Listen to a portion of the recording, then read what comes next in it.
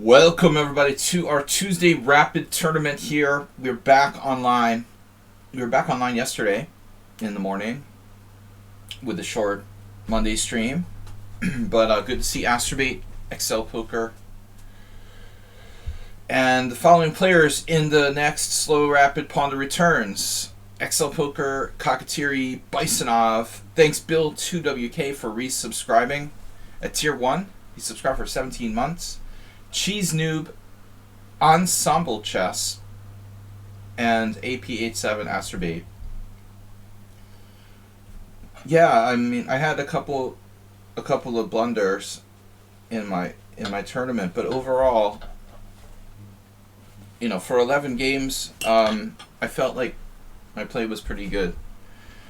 I think I can do even better, but I was happy with the finish where I at least got in the prizes. There were a lot of good players, and honestly, it wasn't so easy to finish in the top 14. But I think we could do better. I think I can win it. One of these years. So I definitely had a shot. But it's not easy. It's a tournament, and yeah, overall happy with the performance. In general, for someone who, hasn't played very much, this is my second tournament this year. I played a GM tournament in September, and this, my only two tournaments for 2022. Right.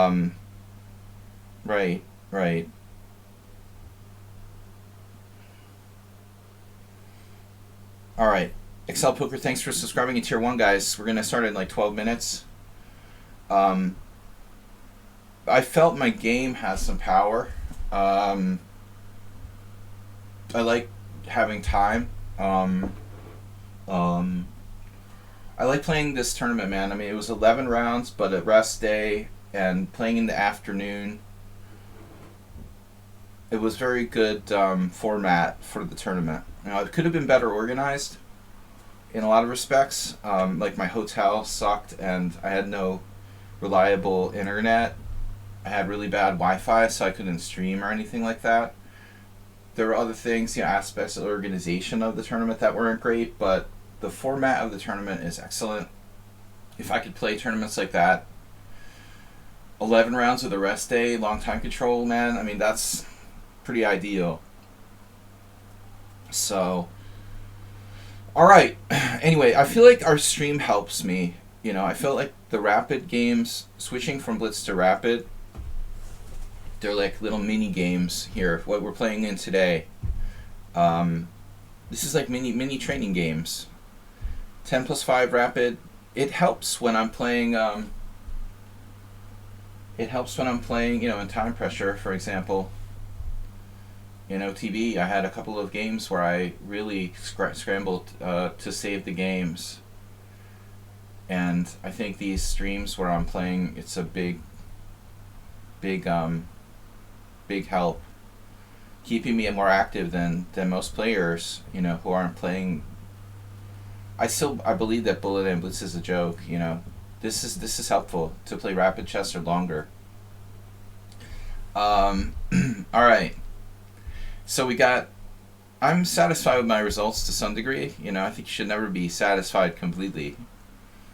But it broke okay after a, disappointing blunder and series of blunders in round 9. I managed to do pretty well in the last 2 rounds, so it looked like I was almost out of commission in round 9, but I came back, so that was huge. So I was happy with the tournament overall. We had some mistakes, but every time we fell down, we picked ourselves back up again, and that's what you got to do as a competitor. You saw one draw where early on you did not take the free knight. Yeah, no, that was a mistake in the relay. Astrobate, I believe. That was a mistake in the broadcast somewhere, that game that you saw. Or I could have taken a knight or something. We fixed that. All the games in the study, we have a study with Mr. Slow, thanks to Mr. Slow. We have a study with someone on Sound and Mr. Coffee, Astrobate, which you can check if you look for studies that I'm, active in here on Lichess. And all the games are in there. So, I'm pretty good for an old guy. I'm not even 50 yet, and they let me play in the World Senior. Haha. Alright. So, that joke got kind of old, but I like telling everyone how I wasn't really 50. In denial. What's up? Sparkle Horse, Excel Poker, Kakatiri, Bisanov, Cheesy Noob, Ensemble Chess, Goju, Sumahair, AP87, Astrobate. Nice to see you too, Goju and Sumahair, welcome back. Yeah, the Serbian guys, well, I know both those. I don't really know Pavlovic, but I've played Antic like 3 times. So yeah, the Serbian guys are veterans, and I knew going into the last round that they were going to win. And they both edged me on tie breaks. I was like, well, nothing I can do about it. I mean, I knew they're going to knock out their lower rated opponents, and they did. So they both edged me on tie breaks. My tie breaks were mediocre, because my beginning was not the best. A few draws early. So, yeah, but those guys are veteran grandmasters and good players, so. Alright, anyway, that's behind us. You like the bishop f4 move, winning the pawn. Did you know that's been played before, that position? Unbelievable. Jiri Stocek, I just saw it today. My move against Krasenkova with bishop f4, that exact position was already played February of this year. The bishop f4 move, drops black on their head, and unbelievably it was no, of course it wasn't prepared. It was a Queen's Gambit accepted, but a weird position. I don't know. It was funny. A lot of interesting games. There was a lot of interesting games. No, I mean, that position which was played was rising from a very strange order of moves. So, she did something weird. Like, that woman, Krasenkova, never plays knight f6 and e6. She literally plays the modern defense, and out of freaking nowhere, she played knight f6, e6 against me. I was like, what is this? So I became very suspicious that, why is this person who never plays a Queen's Indian type of move order playing e6 against me? So I played Mr. Coffee Kali system, which I never ever play, almost never, to avoid any kind of preparation. But we by a roundabout way went to a Queen's Gambit accepted, and it seemed like I was sort of down a tempo. But I borrowed an idea from Stockfish in that game, actually, which is cool. So I learn, I learn. Cephalopods can learn too. Did you know that? Cuttlefish. We gotta stay ahead of the lower animals. I'm still learning. I saw this article, the science article today. So old people and not crustaceans, but cephalopods can learn. Cephalopods can defer eating a less preferred food and wait for the better food if given the opportunity. It's called the marshmallow test. So if they know that a better food is going to come, then they can actually put off the less preferred food, and this is commonly used to test animals for intelligence. I can still learn at age 50. Unbelievable. Almost age 50. Yeah, lobsters get depressed. Exactly. Checkmaters. Yeah, so I'm still ahead of some of the food chain in terms of learning. Alright, we've got Sparkle Horse Excel Poker. We said the list already. 10 players, 11 players, my official chess stats. 5 minutes to go. Checkmaters, are you a member of our team? Term is rated. Oops. Thank you. I got it. Thank you. Who is that? Sometimes it slips our attention. We've been a little tired because of the travel and stuff, so thank you for catching that, Vijak. It's It's Snap Vargan. Both get credit. TGHS Killa. Alright. You're welcome to join, sire. Excuses.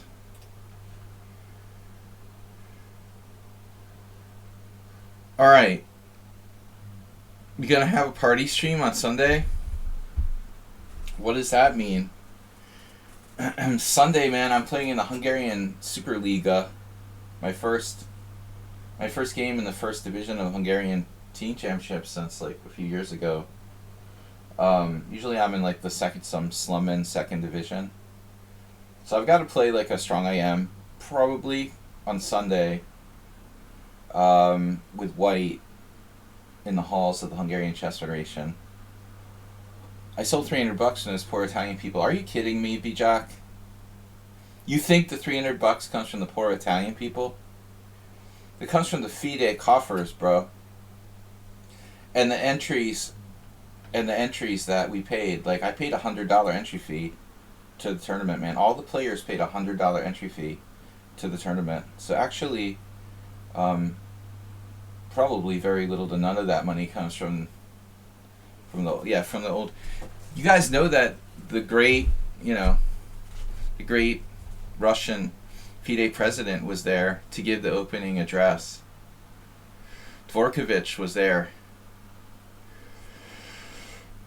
The opening ceremony. And you guys know how much I love FIDE, so I was very honored to be in his presence.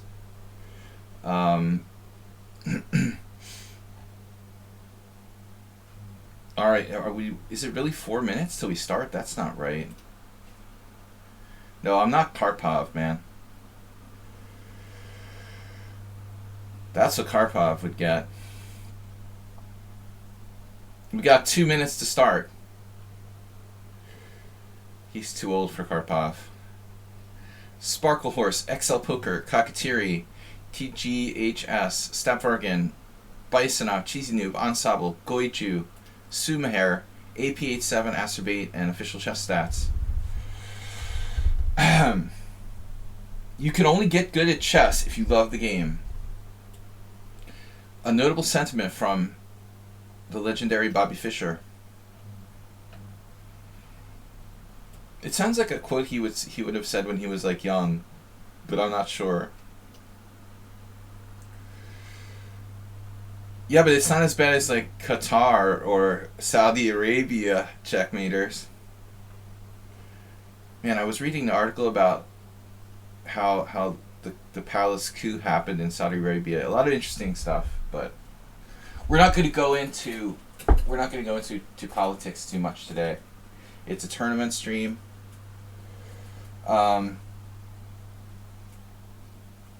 Yeah. Thank you guys for supporting the stream. Don't forget gift subs, party. There's a bit party on Sunday. You're right about that. We're having a bit party, so we need your support. Although thanks to you guys who made the trip possible. Pizza Tower. I had pizza once. Pizza food is very good there. That's the best thing about going to Italy. All right, 25 seconds to go. Really good for a carnivore who loves meat and wine. Bisonov tipped 1750. Congrats for your event performance, picking on old men and one old woman.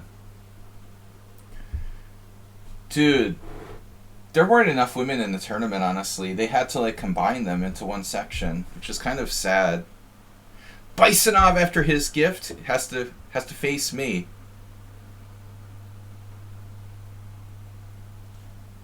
Dude, what are you talking about? You've been to Rome once and they tried to scam you. Oh, Rome, yeah. Well, I mean, I think that's probably common, in any major city. When in Rome, do as the Romans do. Yeah, I mean, it's not like I was in Rome. Rome looked kind of like any other giant city to me. I had a chance I didn't go, really, in the city, because it just, yeah. I think when you go into the country, you know, in a place like where I was, it's more authentic. You've really got to go to know where you're going if you're going to the big city. Like if you're a stranger in Budapest too, it's extremely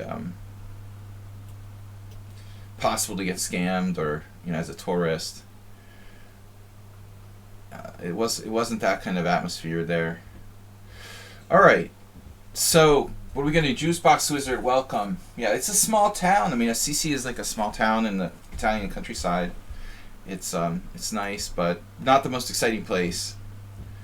Very historic, and of course, like you know, famous for the Catholic religion. There's a lot of churches there. I'm not big on like churches and architecture, so if you're a fan of that kind of stuff, it's huge. But I do like food. Yeah, if some of my close friends are making fun of me for just being concerned about food. I'm like a food tourist. Anthony Bourdain of the chess world. Okay, knight to c6. I bet bishop e3. This is like a straight up like Grunfeld reverse, isn't it? Yeah, why is bishop e3 like not a move, let's say? Probably is. We could try something crazy here. I don't know, man. I never had this idea before. I don't know why I want to play this like weird move now. Queen a4 is normal. But it's gotta be a thing. Kang. Juicebox Wizard, welcome guys. Checkmaters, what did you say? You'll watch and comment, has to bury mom, no money? You lost your mom? Are you serious? Your mother passed away? Is that what you're seriously saying? I'm so sorry. I lost my mom 3 years ago. It was a tragic period. Yeah, man, I completely feel for you. Checkmaters, do you have any siblings? I don't remember you having siblings. But I don't remember much at all. Yeah, condolences, man. I'm so sorry. I went through a lot with my own mom. Part of the problem of getting old is losing our family. Yeah, same here. So only child. Knight to d5. Sorry, checkmaters. Yeah, it's really tough. Alright, so I'm going to let him take on e3. Developing the piazzas. This is a totally experimental move, bishop e3.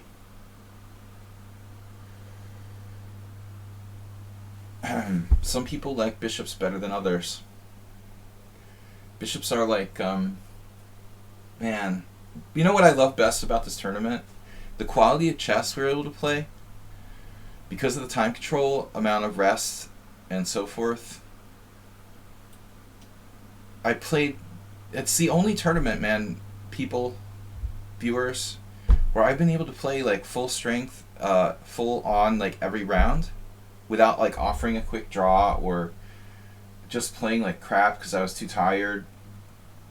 I literally like fought full strength like 11 games in this tournament, and I offered a draw for the first time in the last move of the tournament, move like 80 something. The last move of the entire tournament in both sections was played by me when I offered a draw for the first time in 11 rounds. So we put everything we had on the table, and sometimes it wasn't good enough.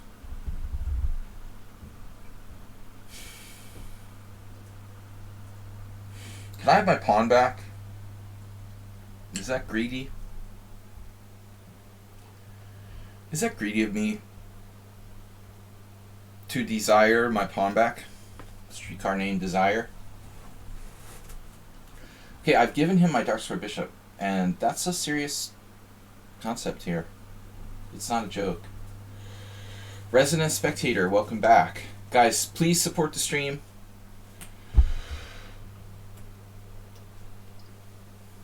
we are missing our dark square bishop, but we have some compensation in terms of the center. No, I mean, my theory about the game has adapted since I started streaming. I think more about the game like consciously in strategic ways, and looking at, I think I've changed the way I look at the game a lot because of communicating with viewers, and my approach to the game I think has gotten stronger. We had a really nice compliment from Heinrich Danielson in the last round after the epic last game of the tournament. Everyone was like gone. It was just like me playing Heinrich Danielson on board 4 and like one arbiter and like one or two straggler spectators, and that's all that's left in the tournament hall, where there used to be like 75 boards. And I offer a draw in a totally drawn position. He thinks for like a minute and a half, accepts a draw. Then after the game, he said to me, like, why are you so underrated? Why are you so low rated? I think that's a really, like, one of the most amazing compliments I've ever gotten from a GM. I mean, oh, you've got something in common with Heinrich Danielson, checkmaters. He also works in a hospital. He's a psychiatric nurse. So I thought that was really cool that he's more than just a chess player. All right. Can I go for that? Should I go for that given the b2 pawn? It's very rare that I have a conversation with my opponent like before the game. That would never happen like a typical tournament. We had like an actual conversation before the game started.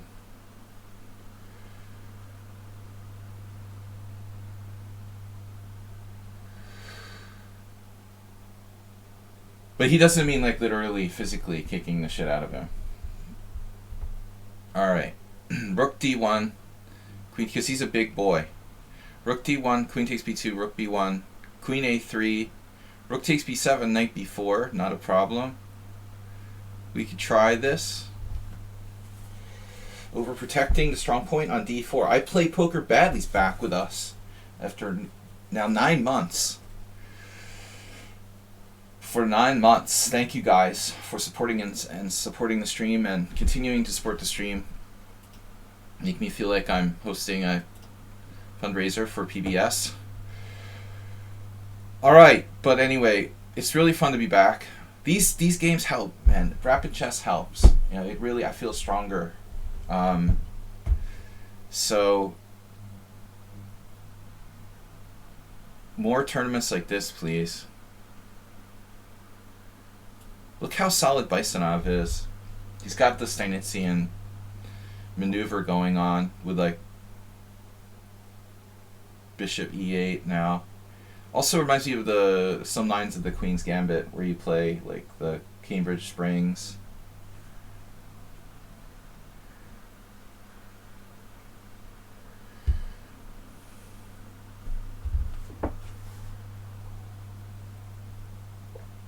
Alright. I had a really bad sleep last night and like have a terrible pain in my neck. See, that's what the old people complain about. Oh, my neck hurts. Did you win the Old Man Chess Tournament? Nah. 13th place. Lucky 13, brothers and sisters. I was ranked 18th and finished 13th.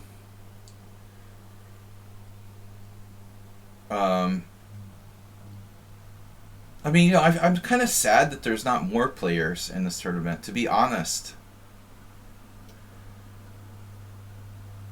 There's really no reason, like, I was thinking, wow, there's hardly any players from Asia. There are 3 Filipinos. Really nice guy I met, who I never met before, was Rogelio Antonio from the Philippines. He's like one of the most kind of like famous Filipino grandmasters in my generation. He was very nice, but like, for example, very few players, from Asia. It's too far for them to go. Like no players from India. Um, no players from Hungary, but one. Like one Hungarian player. It's not that far, you know. Okay, it's like global economic crisis now, so I have the fortune of having you guys to help support me to go to this tournament. Otherwise, it would have had to have worked. So it's thanks to you guys that I could play it all. Um, but I was thinking about the fact that like India doesn't support its older players at all. If you think about how crazy it is, they have so many young players all over the world and all these tournaments and stuff, but nothing, you know, not a single. Oh, there was one player from. Sorry, there was one player from India. He was like a candidate master rated like 1900. It was unbelievable. Man, I mean, you gotta support like senior, senior chess, not just the junior chess. All right, Bishop F6.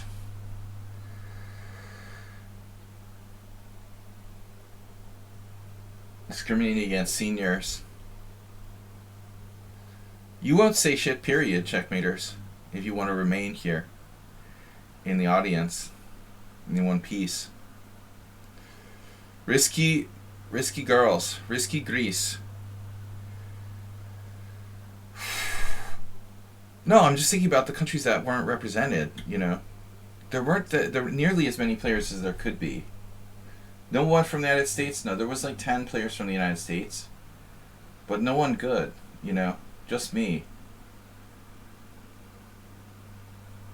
I mean, there was one player I never heard of who was like a FIDE master. But to be honest, you know, like grandmasters, they're not going to play in a tournament like this because the prizes aren't that big. Yeah. Baisanov can play some chess, I have to say. He can play some chess. He's a credit to his name. Astrobate, you must go in an hour? Why? Eugenio Torre is still cool, probably. He was recently in the United States for something. Yeah. But anyway, you know, the nice people. I met some nice people. Some chess nerds too. It's a good tournament, but there should be more players. You know, only 150 players. Is kind of sad, actually.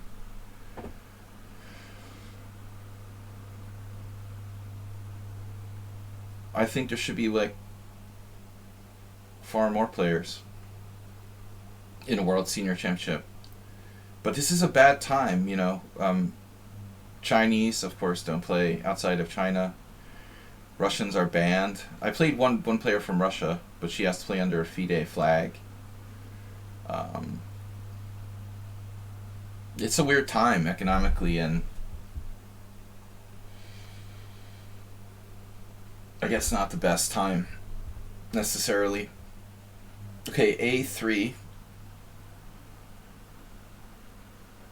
Calculalny. Oof.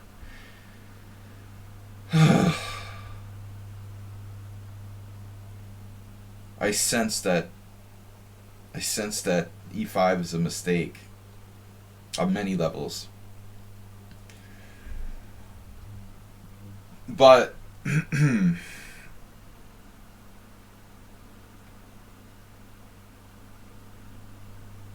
why does he need to play that move anyway?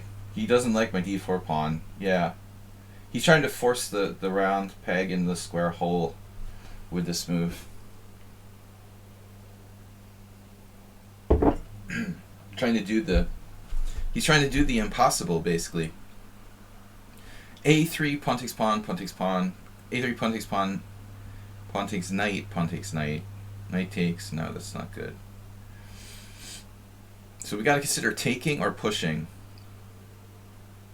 Man, there's a lot of options here. I could think forever on this position. See, that's what drives me crazy about you guys like Sumaher who plays so quickly. I don't understand how you can play so quickly. There's so much to think about. How can you even decide like what to play? It's ridiculous. Alright, I'm going to go with the pawn push. Now, a3, it doesn't look good. That was my first thought, but it's not good. I mean, he's going to isolate my pawn on d5. This is a straight up solid move.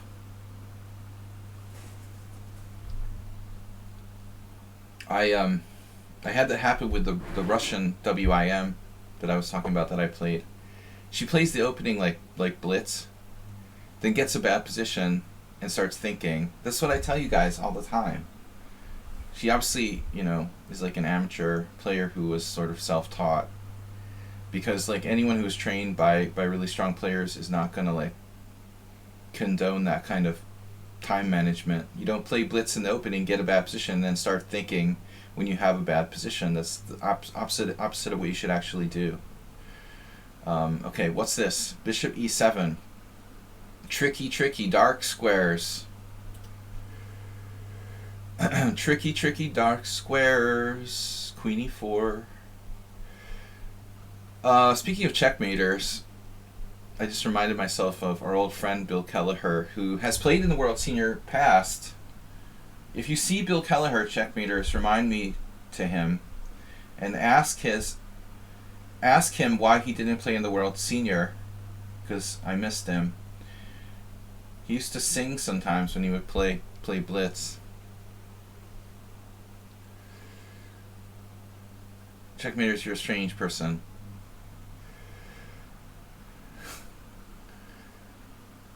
That's what Nakamura does. Doesn't get a winning position, sometimes worse, but then starts thinking and wins.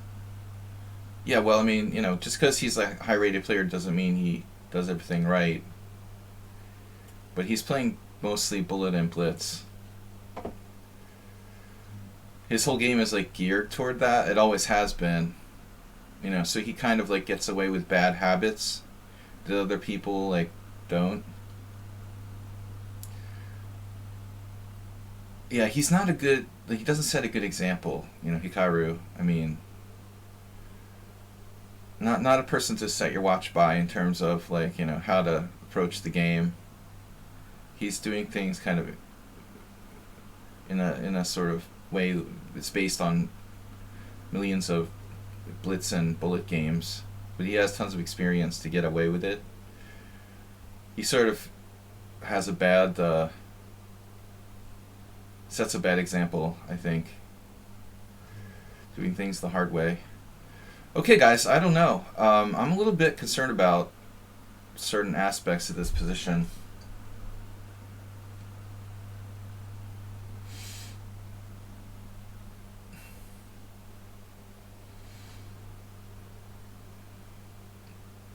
Yeah, you have to take Vesna with you. Schnuffy. Play another game. But,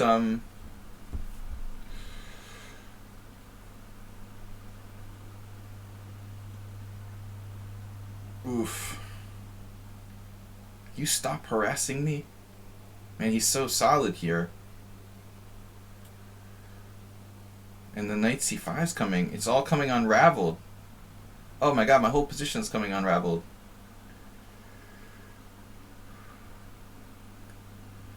What is going on? I'm messed up here. b2, I'm worried about the b2 pawn. I love how on a totally different subject, I love how Black Friday is so big in Europe and stuff. It's so weird. It shouldn't even be a thing.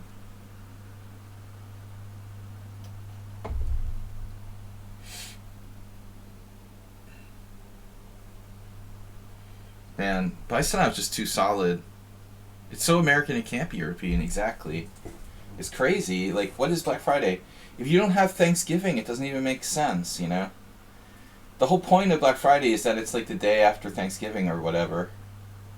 If you don't have Thanksgiving holiday, then how can you have Black Friday? It doesn't even have a point. That's what's so weird about it. Alright. Oh yeah, it's totally marketing. Hey, let's just weaken our position. Yeah, I'm way too distracted by chat.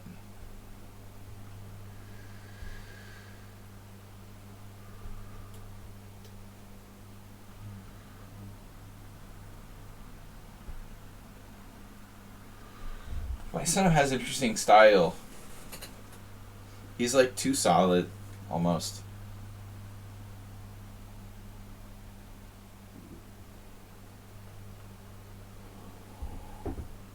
Solid to a fault.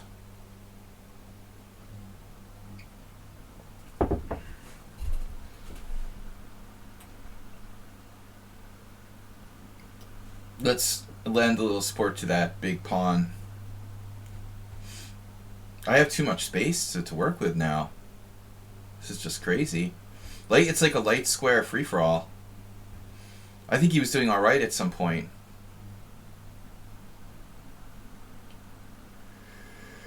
I heard my son, but he said, bye, son. You're getting old. I know I'm getting old, man. Stop pointing it out. We all know that's the theme of the last month or so.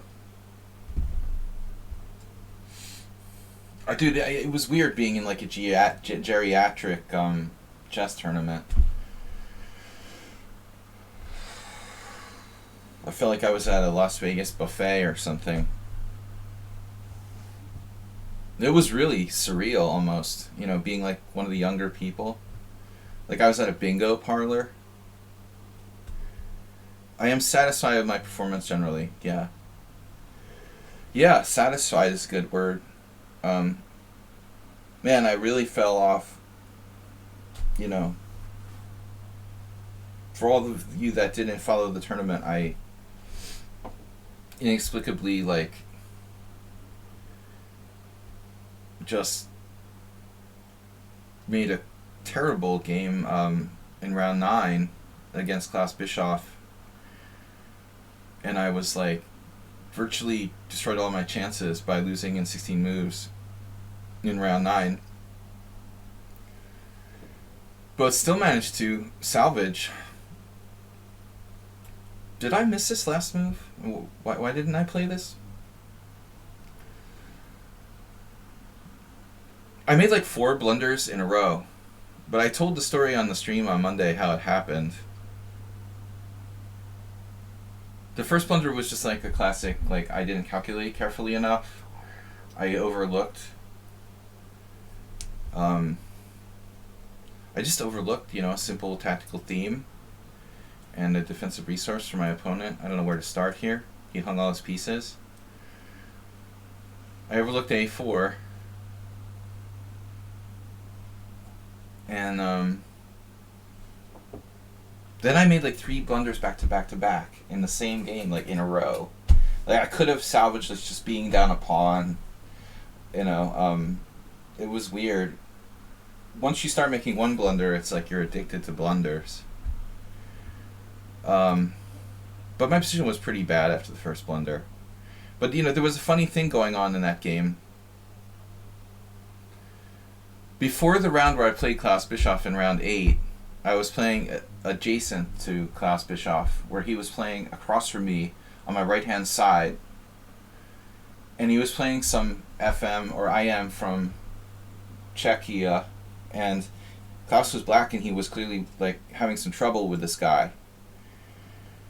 And I don't really know him very well. He seems like a friendly enough guy for a grandmaster, but he did this weird thing where I was taking a break from looking at my position for a minute. I looked over. I was leaning over, looking at his board, and he did this thing where he waved his hand. He said, "Just play your own game," or something like that. I had 35 years of playing tournament chess. I have never been shooed from looking at my next door neighbor's game by someone. It was the weirdest shit ever. His opponent was laughing, and then he started laughing too, but it was crazy, I guess the guy just can't deal with having a worse position or something. So he finally realized that I was pretty shocked by his behavior, so he started laughing. But whatever, okay. I get it. You have a bad position, you're getting upset, you take it out on whoever is there. But that was the round before, and then I play him, and then he starts doing it to a spectator right when he and I, like, right before I blundered, he thought he had a bad position. So he starts, like, telling the spectator to, like, go away. I think you need counseling, you know. If you can't handle having a slightly worse position and you, like, start taking out your frustrations on all the spectators and other players every time you get a bad position, you need psychological counseling. Because it's not them, it's you, you know. Wow. Cockatier just hung a rook as I went to the game. That hurts. Damn. Hung's a rook. And he's, like, winning, right? Oh no, the pawn is still there on a7. That was the point. So the guy, like, literally starts, like, getting upset because he acts like he has a worse position against me. And right in that moment, I made my blunder. I stood up to run to the bathroom. And when I got to the bathroom, I was thinking to myself about the position, and I was like, holy shit. He has a4. You know, like, in my head, I saw the move that wins. But isn't that weird how, like, I don't see the move, like, on the board? I mean, it's kind of weird. Like, I don't see the move on the board, but I see the move in my head while analyzing the game blindfold in the bathroom. And I was, like, hoping that I was, like, wrong. You know, maybe I misremembered the position or something. And I went back to the board and I realized, like, I was totally screwed. Dude, everybody looks at the neighboring games. It's normal, man. I've never had a player, grandmaster or spectator or anybody, like, tell me I can't look at their board. That's freaking not normal. It was just weird, man. But anyway, so he did it to the innocent spectator who wasn't even standing that close to the board. Jean Hebert from Canada was, like, you know, 3 feet away from the board looking at the game when the guy started, like, waving at him and stuff. And that's when I blundered. I just went to the bathroom thinking, like, oh man, I've got a really good position. You know, this guy's starting to lose it psychologically. He's getting upset like he did last game. He won that game too, which was funny. So every time he has this, like, inner rage because he has a bad position, he ends up, like, winning the game anyway.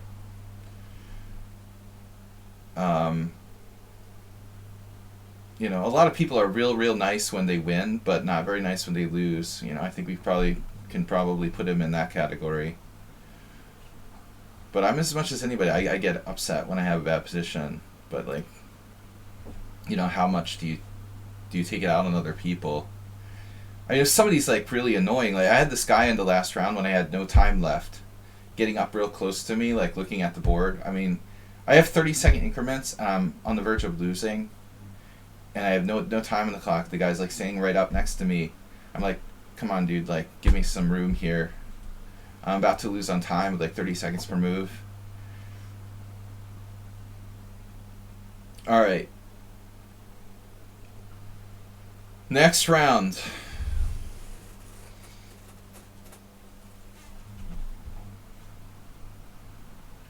Yeah, Mr. Coffee's not here. But the moderator did something there. The Autobot. You drunk, like, 2 pints while playing? Playing who? Ensemble chess. Wait, but Krasen told me to stop drinking beer when I was playing him. Man, I mean, well, I mean, I think that's a question of the rules of the tournament, not, you know, up to him. Yeah, I can see that. I've never had anybody. I mean, I've drank at the board. It depends, you know, also on, like, where it is. Like, in the U.S., we have tournaments in hotels, for example, where it's, like, perfectly legal to drink alcohol. I know, like, a lot of German tournaments. Krasnokov was in Poland, but like, a lot of German tournaments used to allow drinking at the board. These things have changed, though. You know, the rules have changed. They're still changing. We were talking about it at the tournament. Rules about drinking at the board are kind of like not clear and have been subject to change.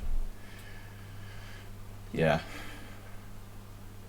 I mean, but yeah, I mean, I don't get it why you would object to your opponent drinking alcohol. That seems sort of dumb.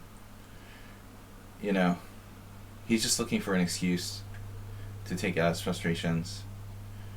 I But I think you've got to look inward and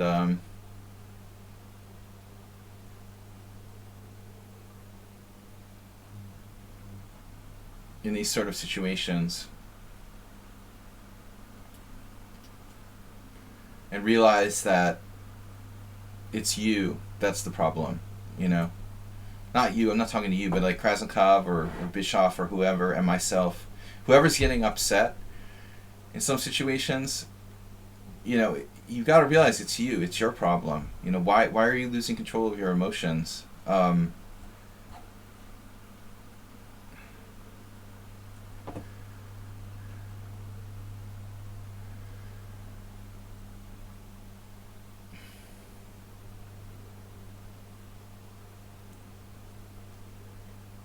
No, it's just weird. The FIDE rules about it are very weird too. Like, there's no way you can argue that alcohol is like a performance enhancing drug or something. So, like, banning or disallowing drinking alcohol doesn't really make sense on a doping level. I'm sure this has already been debated. I've been drinking at the board many times, although not recently. I'm not promoting it, just saying, you know. I remember playing Luke McShane while I was drinking beer when he was a little kid, you know. And I could see, like, American Karen parents, like, objecting because you're drinking beer against their, like, 12-year-old kid, you know, while you're playing their 12-year-old kid at the board or something. But at the time, like, it was no problem. Everybody could drink beer in the Hastings on the Hastings Pier. That's another issue. Germany, they would drink at the board. In England, some tournaments, like I said, we drank at the board. Hungarian Chess Federation disallowed alcohol. So I was like drinking like sometimes secretly during my games. Yeah, like in Britain, for example, sure they drink alcohol at lunchtime at work. I know that's a thing. I remember David Norwood playing like at the World Open in Philadelphia. He had like 5 like margarita glasses lined up next to the board on the top boards. But I know FIDE rules are weird. But it also depends on the place, you know. But I don't think anybody, unless your behavior is bad, you know. But I was told that alcohol was not allowed at the board at the World Senior. They were very strict to protocols there. We weren't allowed to wear watches because, you know, people could have smartwatches, which was really annoying. So I had no phone, no watch. I had no way of knowing like what time it was. It'd be funny if you like win in a tournament with like a Flava Flav like clock around your neck or something.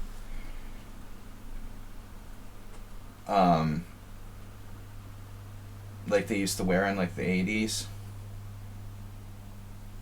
Yeah, I mean they didn't like do like scans of your inner body to see if like you have some kind of device. They scanned us though with a metal detector every round. So it was serious. They were serious about like, you know, preventing cheating. Right. Smartwatches should be allowed, but I mean you can have a chess program on that, dude. I mean you can have like stockfish on your smartwatch and like use it in the bathroom. I mean, it's pretty obvious.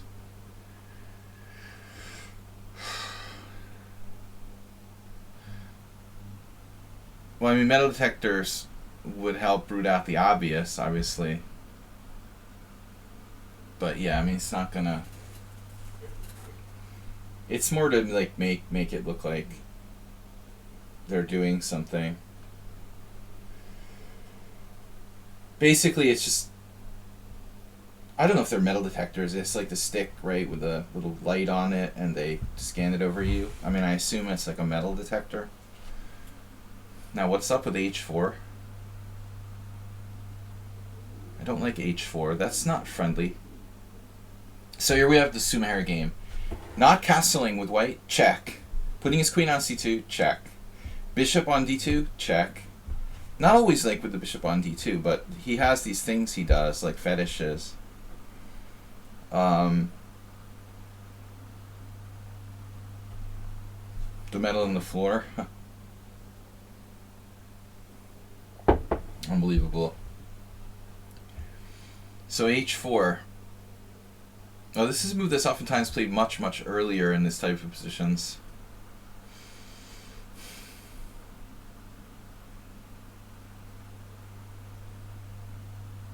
Oh, I have attack on f2.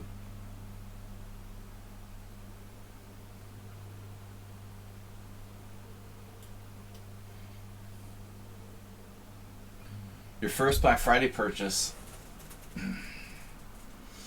I have no Black Friday purchases. It's so awkward buying stuff and getting it sent here. Felt humiliated for standing barefoot with socks in his hand.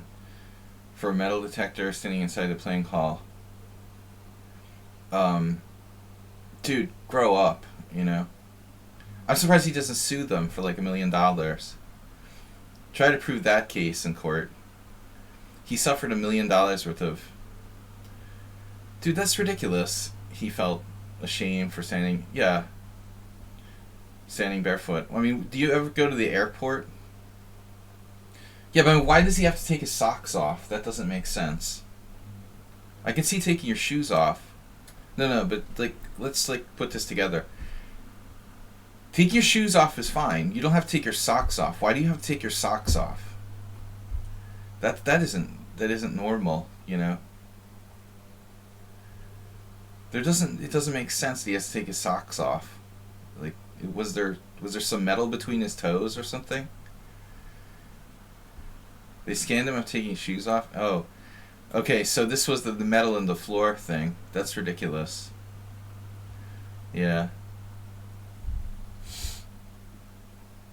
Well, it's just an accident, man. I mean, what are you gonna do? It's an odd situation.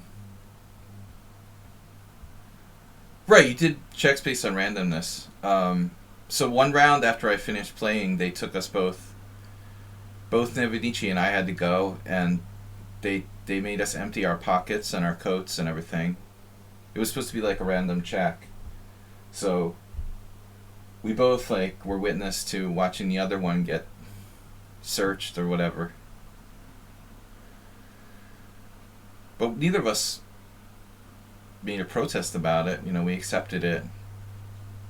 If you want to, like, if you're serious about stopping cheating in chess, nobody should be like protesting against the checks, you know, unless they're like cheating. I mean, don't you want to like try to help against this stuff?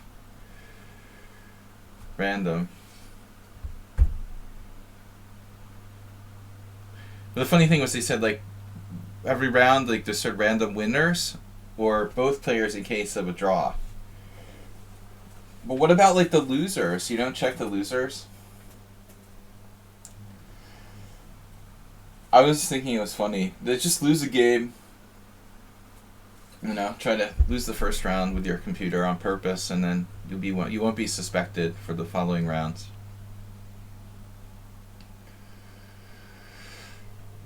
Man, nothing like a knight on h8. You know. Gotta love a knight on h8. What about knight f4? Professional peace sacrifice. That's not happening. We have methods. No, Mr. Coffee should know about random.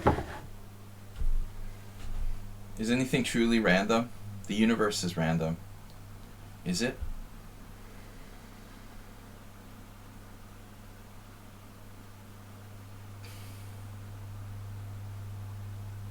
This reminds me of another game we played yesterday. The queen side is fixed, where b3 can't be played. White has no play, where there's nothing he can do.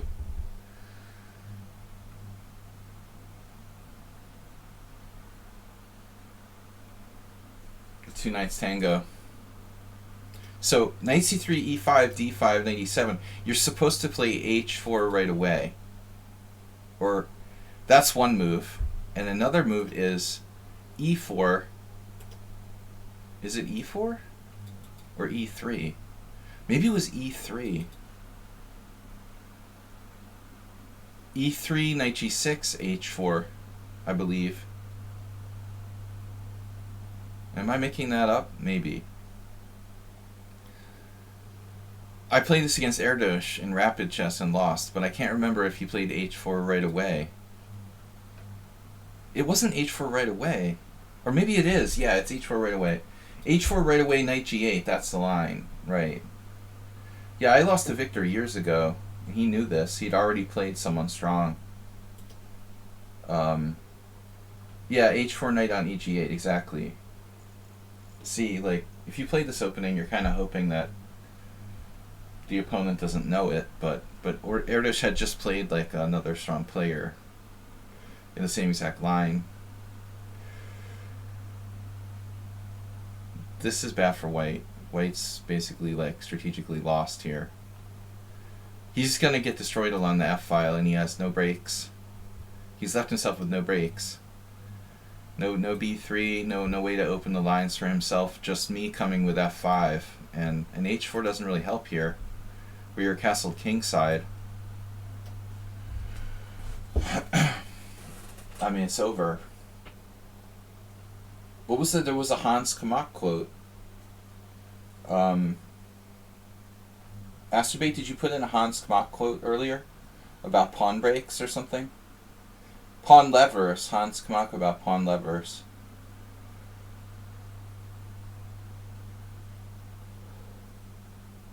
So now we have an interesting option.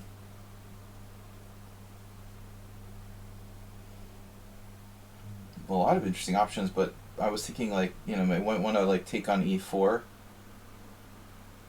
What does it ultimately do, though? If I take on e4, he takes with the queen. I play like bishop f5. He can play queen e2, and he's still getting knight h4 in. Knight h4 bugs me a little bit. Probably not a deal breaker. The problem with knight h4 is like it's hard to get rid of it. Like once it gets in there. But maybe not a big deal. I'll just play queen e8. I don't have to put my knight on h8. We just put it on e7. We come through here. Look at the coordination for black. Black is perfect position. Every piece is like perfectly coordinated. Okay, knight e7 could be better, but if you play a beginner in a chess club and they forget their clocks, how likely are you to act like it's still your move?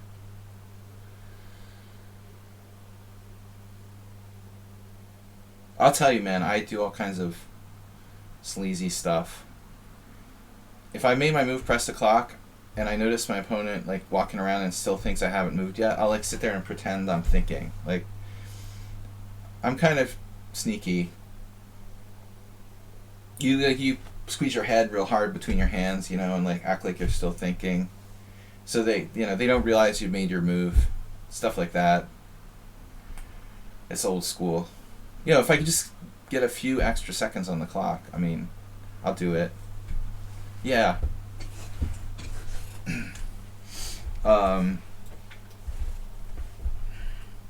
What an F file.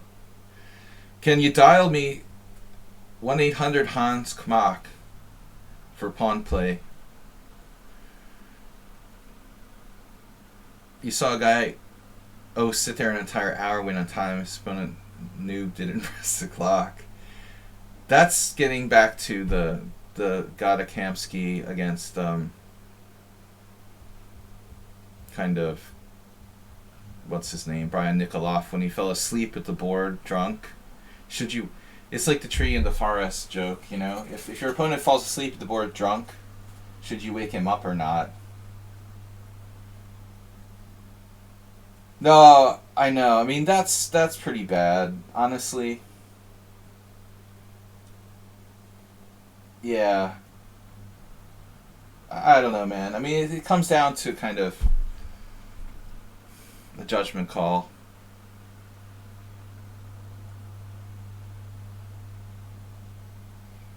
In a way, I feel. Am I gonna screw this up? Right. No, I would normally like tell the opponent that they forgot to hit the clock. Maybe not like in the first instant, but I definitely wouldn't sit there for an hour and let him like lose on time, especially if it's like a noob. No, I think it comes down to morality at some point. It's not the same thing as what I'm talking about. I'm talking about you press the clock and they're walking around and, you know, they didn't notice you made your move yet. I'm not talking about like they're sitting at the board and they're in space and they don't know that it's their turn. You know, it's a different situation.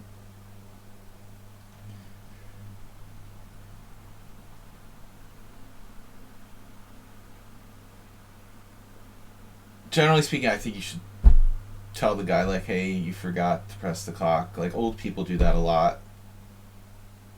You're playing like some 78-year-old guy and, you know, he forgot his clock, he forgot to press the clock.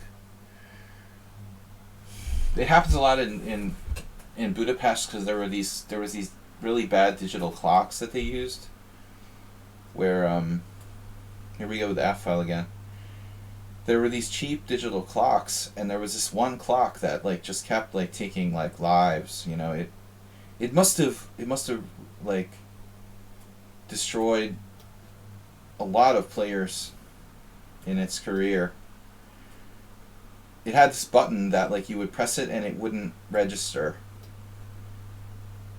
And so I don't remember which company makes it. But like, you know, you would definitely press the button and it just wouldn't register anyway. And they kept using it like over and over again. It must have claimed the rating points of like, I don't know, 100 different people in its life, basically. You'd have to like press the clock twice, basically. You know, it would just like the sensor didn't work properly. So I don't know, 100 people must have lost on time because of that clock. And if you played regularly in the tournaments there, you were like aware of it. But if like you're a new player to the first Saturday, you just weren't like thinking about it, you would just miss that the thing that, you know, malfunctioned. I saw it happen to so many people. I was always like, you know, prepared for it. Wow. This is the beauty of ops color bishops.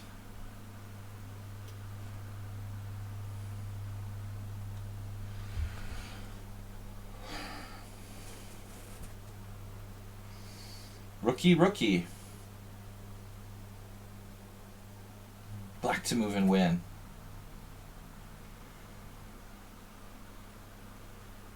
The thing is,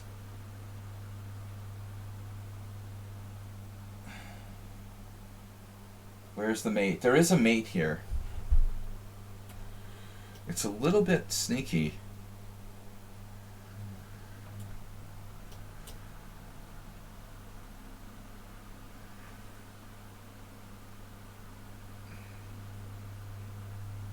Now that's not going to work. You ruined my mate. Cheaper tournaments than first Saturday? Of course. But the point of the first Saturday is like you're guaranteed a chance for a GM norm. But I don't know, you know. You can play in an open tournament, you know, but there's no guarantee you're going to play enough foreign players. There's no guarantee you're going to play enough GMs. I mean, it's like...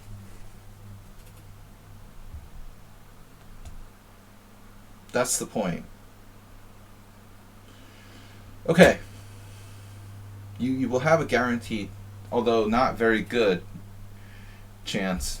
It's kind of like playing a bad lotto or something. You gotta score like 7 points out of 9. It's not easy, man. Alright, Excel Poker against Sapvargan. Oh, wow. Interesting position. It looks like Semi-Slav. Wow, Vargan busting out the Semi-Slav. What is this? You look at this position and you think Semi-Slav. But maybe not. I mean, the pawn on b5. Would that make sense? A pawn on b7, a pawn on b5 in the Semi-Slav?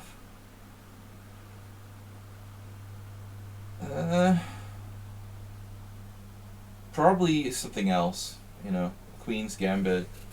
Some kind of Slav. They have regular tournaments in Buda for club players. Dude, in Hungary we have a lot of tournaments all over the place. But, you know, the prizes are basically not very big. But in general, yes. In the Budapest area. There are frequent tournaments, frequent rapid tournaments. Mostly. Sure. And the entry fees are not that expensive. But they're not necessarily that strong. There was a player, actually, Azerbaijan, a woman from Ukraine, who played in the World Senior who has 0 rating. It was interesting. There was only one player who was unrated. But you could have played Azerbaijan in the World Senior Championship, even as an unrated. I think she did pretty well. It was weird, though. I've noticed that with other Ukrainian players. They have their own rating system. I remember playing my first tournament in Hungary in 1996 at Balaton, and these guys who were unrated were like IM strength, literally. That's pretty scary. You got unrateds who are IM strength in those days. Like, damn, this unrated is pretty good. Hertan and I were facing, we both had to play these guys. Man, that's a strong unrated. They like unrateds who became like IMs within like a couple years. All right, Excel Poker. Black is lost. Down to their last trick. I think you got to go for it here.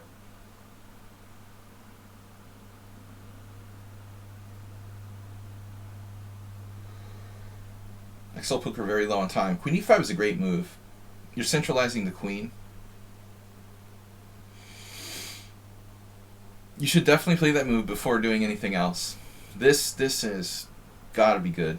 You got defensive possibilities here, here, here, and then here. That improves Excel Poker's position. Definitely good to insert that move. The following move, Queen e1, is doubtful. Excel Poker must be working too hard.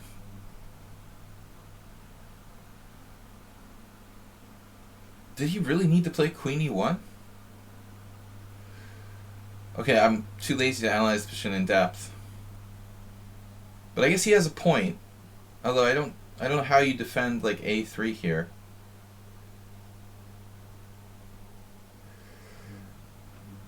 I don't like Queen e1. I mean, was black threatening b4? I think that's the active question. I'm not sure, you know. I mean, I guess he's threatening b4. Okay, sorry, back to game. Yeah, he did play Queen a1. I felt like Excel Poker has to have something better than Queen e1, Queen a1. I think this was a bad idea.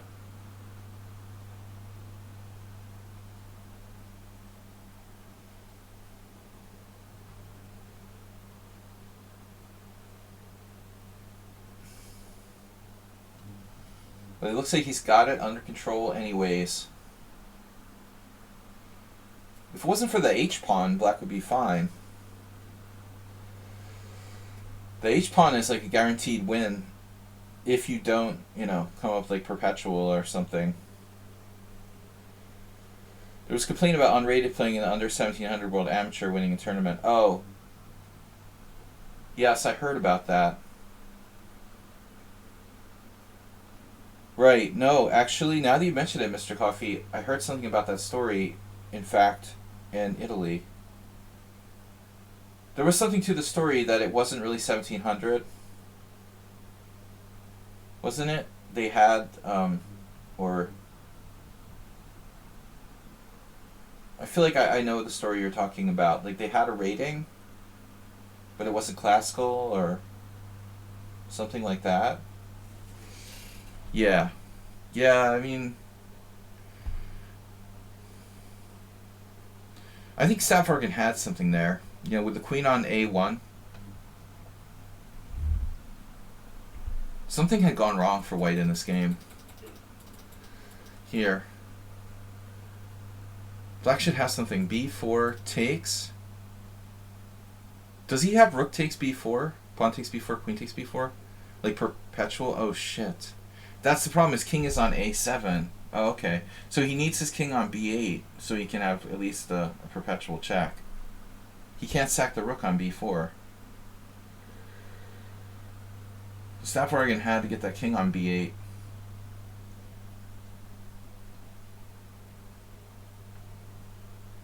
It's hopeless. Stavrogan is a tricky defender. They had a rapid rating of 1662. I don't know. I thought I heard a very similar story. But the rapid rating of 6... yeah, it was like probably from ages ago. I was talking to this arbiter from the tournament. Maybe that's who mentioned it. There was one of the arbiters from Greece, and I think he told me this story. Yeah, no, but he had to get his king on B8. He couldn't do the rook sack on B4 because his king is on A7. It didn't work. Welcome you back to your stream. We all enjoy watching you beat up on old man. You watched me, Bob?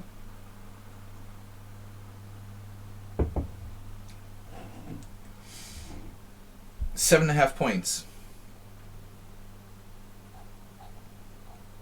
You know, some countries have their own rating systems.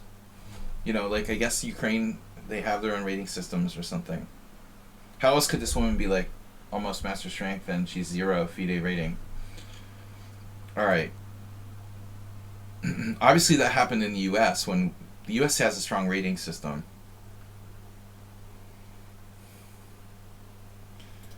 But a lot of countries don't have national rating systems anymore or never did. Can I go back to the tournament? I can't tell you guys how like refreshing it was to not have to play children. The takeaway from the World Senior is that I like playing like in the afternoon against opponents who aren't children, you know. If I could play in the afternoon, I think I could get my rating up to like high 2400s. If I only played in the afternoon against non-children, we could seriously raise the rating up to like high 2400s.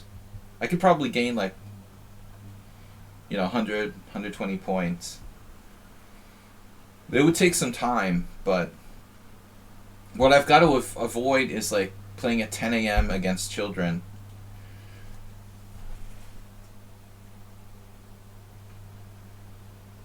Alright, XL Poker. We've only played 2 rounds. It feels like 3 already. Good to see Bob back. Guys, don't forget to gift a sub. We need a gift sub and some cheers.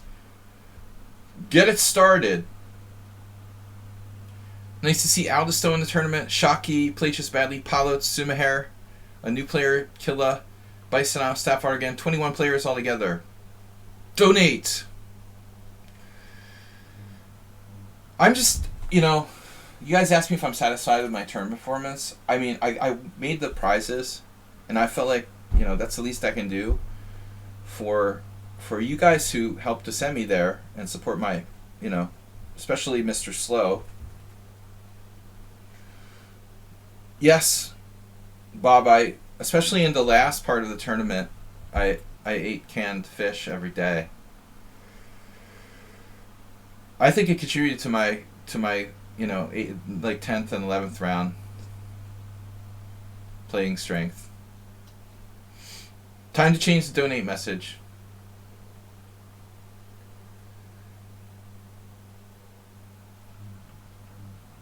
No, I mean, fish is very good for you. Mediterranean diet, Bob.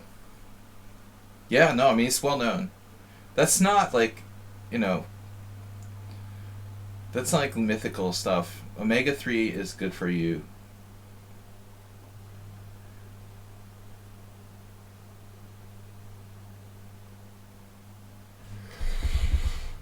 Even my therapist recommends omega-3. Alright. No, I mean, that's part of the reason I like playing in the afternoon. Get a solid lunch. You can eat fish for breakfast too, but man, I don't know. Screw it. I'm gonna play E3 here. I don't normally play the Marin, but I can play it.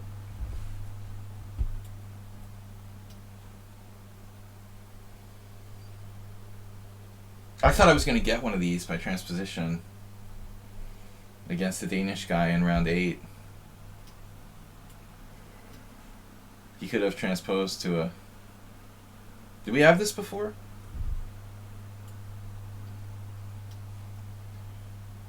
I had some crushing games. Some blunders. Yeah, here, I don't know. Can you take with the bishop? It's like a safe move.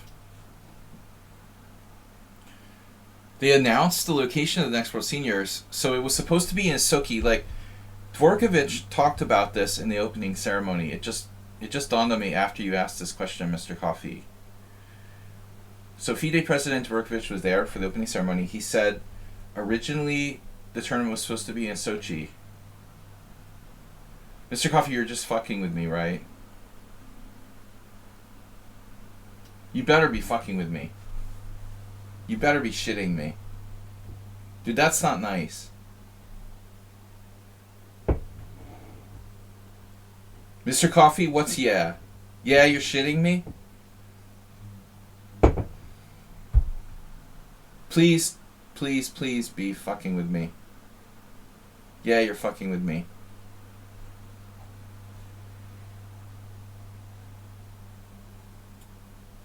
Please, God, no St. Louis. I don't know, I might have to, abandon. I mean, I don't want to go to St. Louis. I think I'd rather go to Sochi than St. Louis, to be perfectly honest.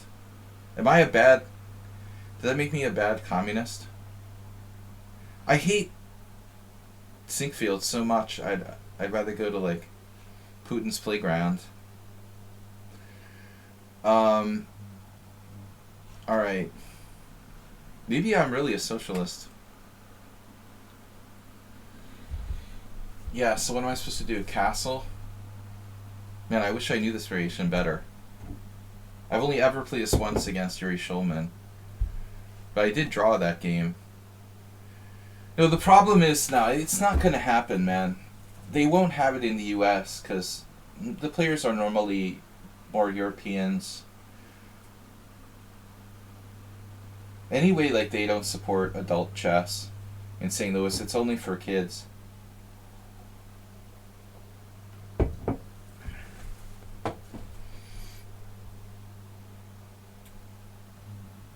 I think you can support Russia without necessarily supporting Vladimir Putin and his imperialist regime, I guess. That's not necessarily the same thing, right?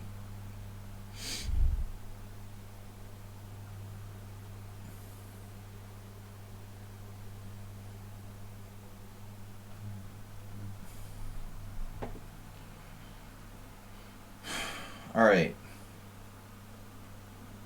I don't know what to do.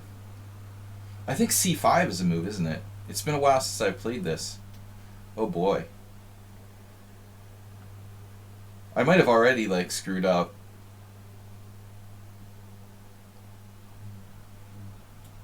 Might have. No, I mean, dude, like, how many American players played in the World Senior? Like 10?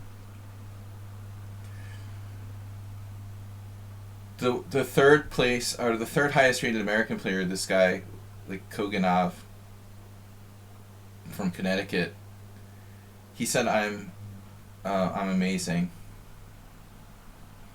I'm so easily flattered by people. I love being complimented. So easy to suck me in.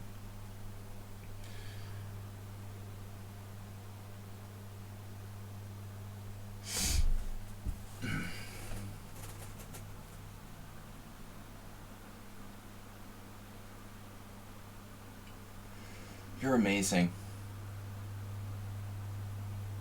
Though the best compliment I told the stream earlier, Bob, was that Heinrich Danielson asked me why I'm so low rated.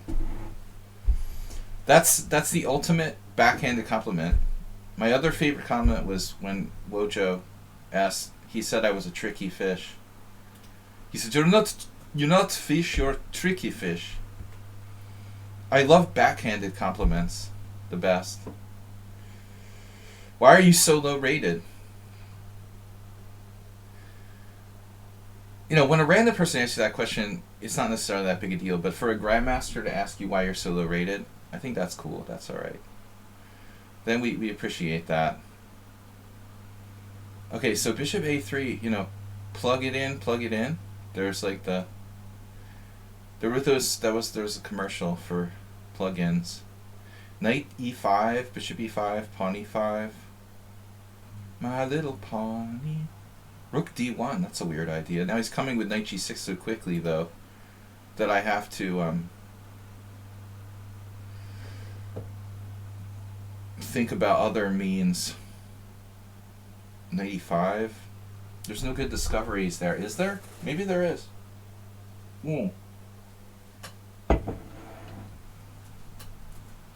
Just say theoretically I played knight e5.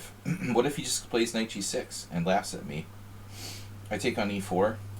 Mr. Coffee donated 1,000 bits for the the St. Louis joke.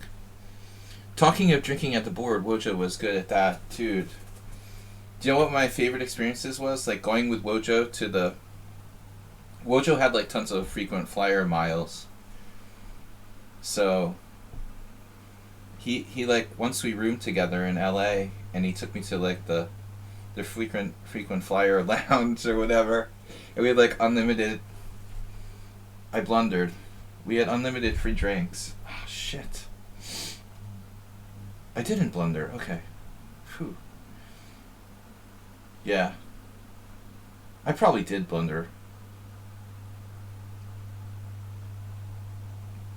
The jury is still out. The jury is out on whether I blundered or not.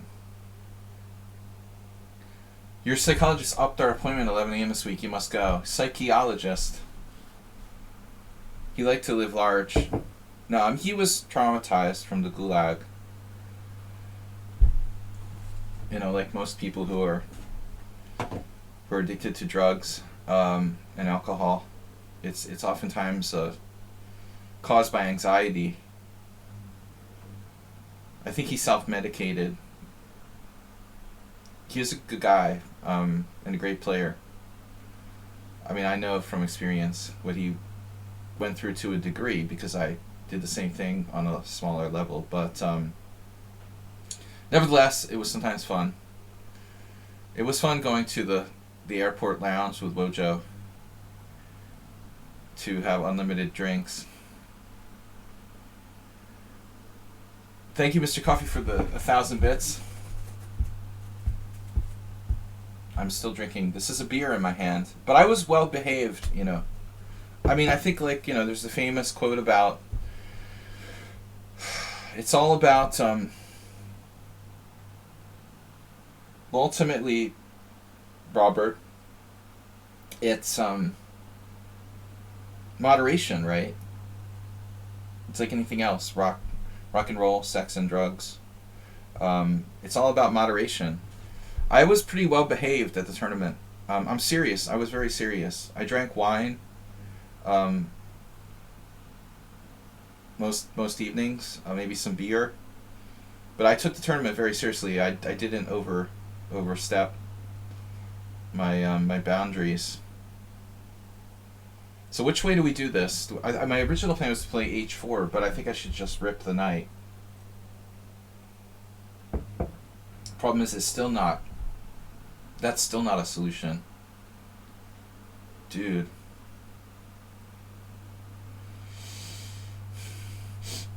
I really hate giving up my bishop. Klaus, bishop. h4.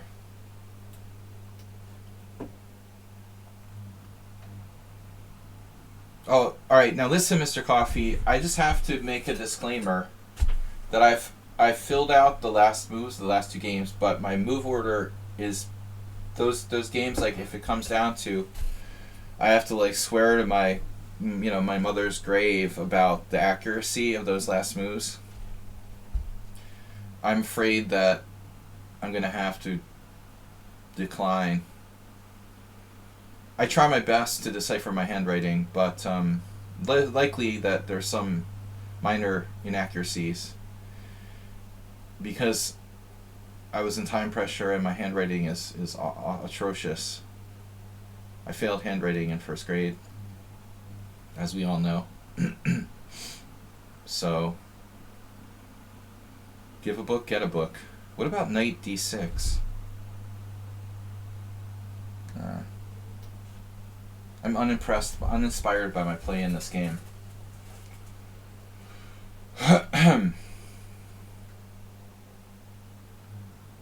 Oh, yes. Knights versus bishops.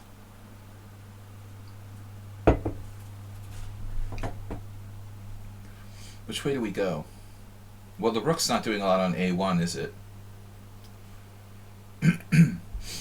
Alright, so we traded exchanges. But he's up a pawn, that's the problem.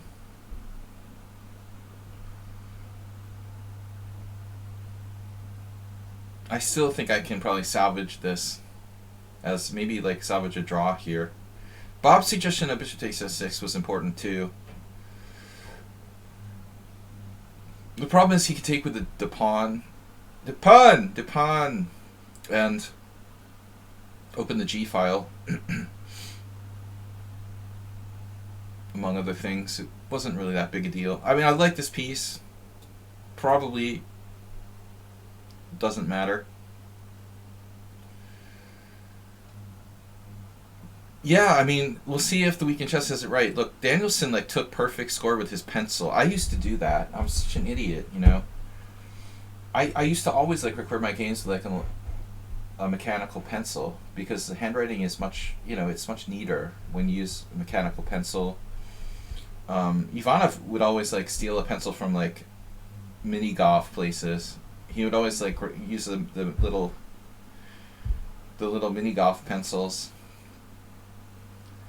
I think pencils are the way to go. Plus, you can like, you know, correct it if you make a mistake. It's stupid to keep game score with pen. But Danielson had like perfect pencil score, and he probably does a lot of mini golf too. My other game is also against Darcy Lima. Almost impossible to decipher, but less moves in that one, so a little easier to control. Okay, the moment of truth. Why didn't he take h4? Well, he wanted the other, thing where he wins the exchange with bishop h3. Maybe he should have taken h4, Bob. That's what makes chess difficult, right? When you have like choices. Most people don't like to bother to think, but at least, you're thinking about alternatives. Of course he could have taken on h4. In that case, I'm winning the exchange and he's winning a pawn. I don't know which is more important.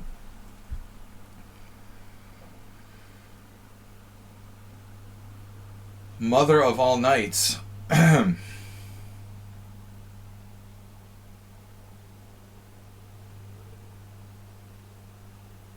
So what do you want to do here? His other knight isn't so great. Knight takes e3 is a threat, I guess. Take, check. Queen g2, check.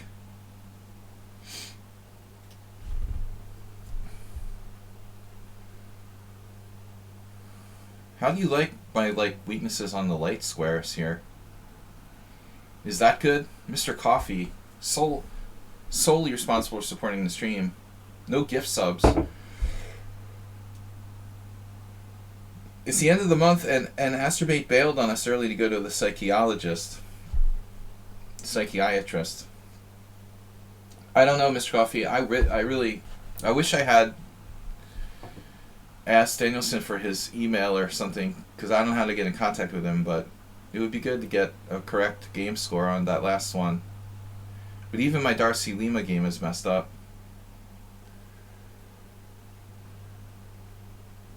And that's only less moves.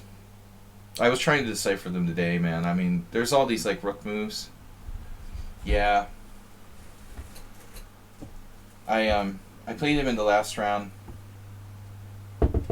of the World Senior, and we had a really epic game. That was the last game.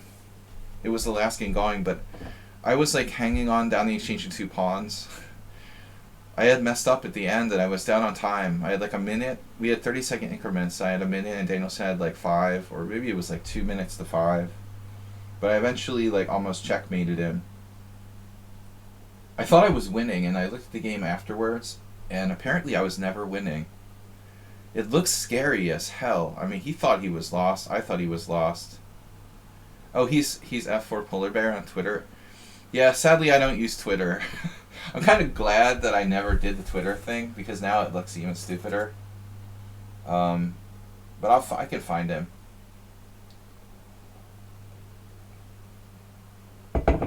He actually looks kind of like a polar bear. Maybe that's why. He's a polar bear head. Nice guy, though. Interesting person. We had a really great game. It was epic. Back and forth. Last game going. I have 30 seconds left. This freaking guy is standing next to me. Right up near me. I'm like, dude, give me some room. I'm trying to breathe here. I'm down the exchange and 2 pawns, but I almost checkmated Danielson. He was so lucky he wasn't lost. It had spiraled completely out of control. And then I was sitting there with 1 minute left, watching his clock tick down to 2 minutes, 1 minute 30, and he managed to find the only way out. He did a really good job. He found the only way to survive in a scary situation with no time left. I was convinced I was winning. I would be willing to bet I could have probably found a way to force him. I probably could have found a way to force him into an endgame with rook and bishop versus rook, if I had had just a little bit more time to think about it.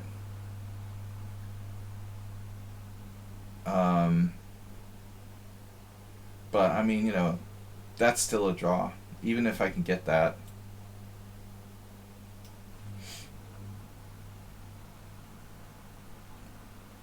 This position is pretty level. Maybe he's got something better, but I'm way ahead on time, but Excel Poker is really good with the increment play. What about h5?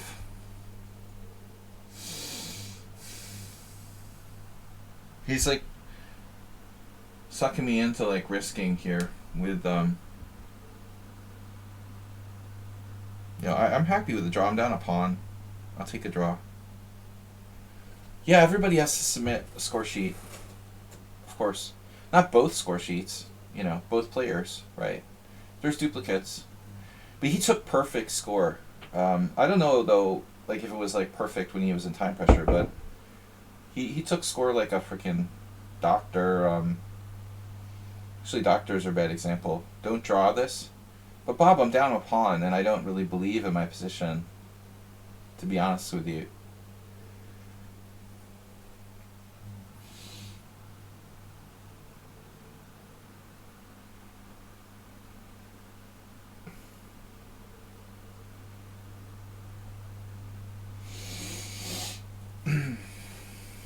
Yeah, he might not take a draw either.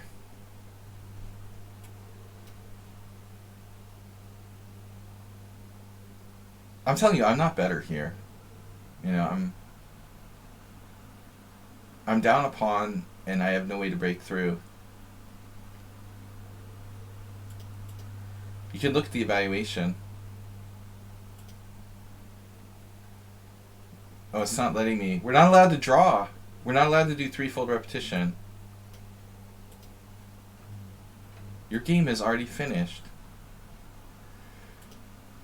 It's not allowed to do 30 move draws. You're not allowed to have threefold repetition because it's like not 30 moves yet. Dude, are you serious?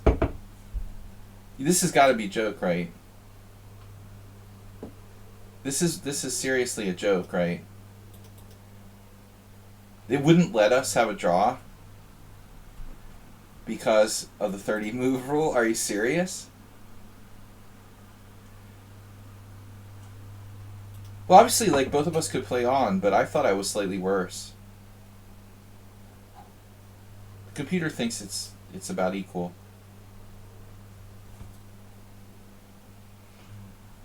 I don't really like my pawn structure. I mean, when you play queen h5, like, you're on this guy over here, too. Maybe if I had, like, a perfect pawn structure. Look at that graph. Look, it's funny how, like, every move there at the end, the advantage changes because we just repeated moves and it doesn't agree with us, but I did something wrong.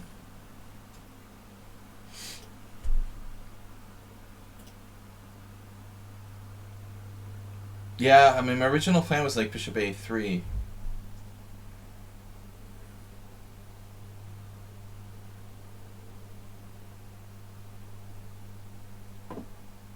No, I mean, it's better to play rapid chess. The longer time controls is better for you to improve. There's no question. Alexander Hassin played bishop a3, but I have a4 with the idea of bishop a3. So this was a bad move, what I did here. Unsurprisingly,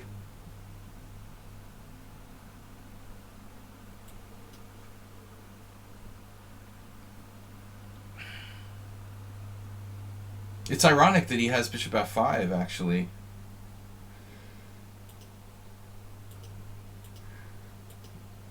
No, this is an interesting position, though. Bob's question about whether he should take on h4, look at that. It's completely, the computer is completely on zeros. That's insane. It's on zeros about both queen g6 and queen h4. How crazy is that?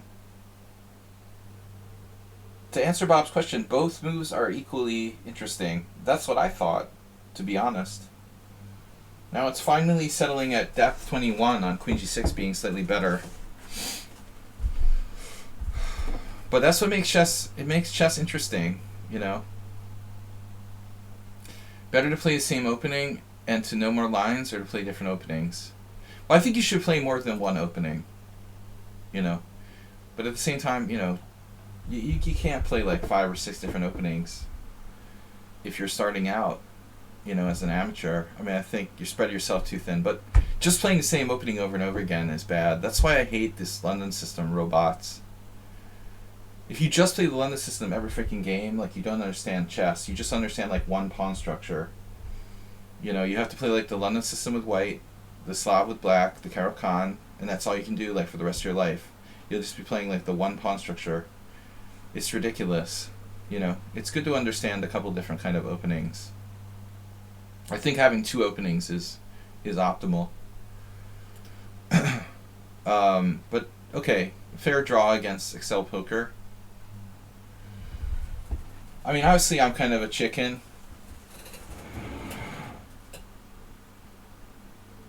What would you have played after 21 knight d5? I don't know.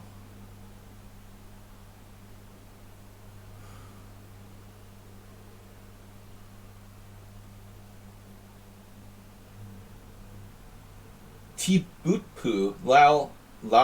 Somebody doesn't play chess that badly, it seems. Who? Play chess badly. Oh, play chess badly. Yeah. Chess badly 1635. He's very inconsistent, huh? Chess badly beat Resonance Spectator and Palots.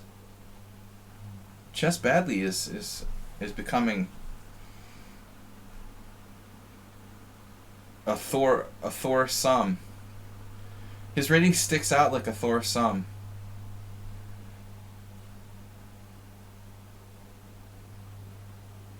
You're improving. Maybe he just doesn't play rated games. Probably watches the stream. I take chess seriously, you know. But I really only gave up Blitz, like 6 months ago? There were 2 Blitz tournaments at the World Senior I didn't even want to play. It's not even interesting to me. It's just ridiculous. Like 3 + 2 over the board Blitz. That's weird. I feel like over the board Blitz should have like a bigger increment, because you have to like reach out and like move the pieces or something. It should be like 3 + 5, or 2 + 5, or 3 + 5. It takes forever to like move the freaking pieces.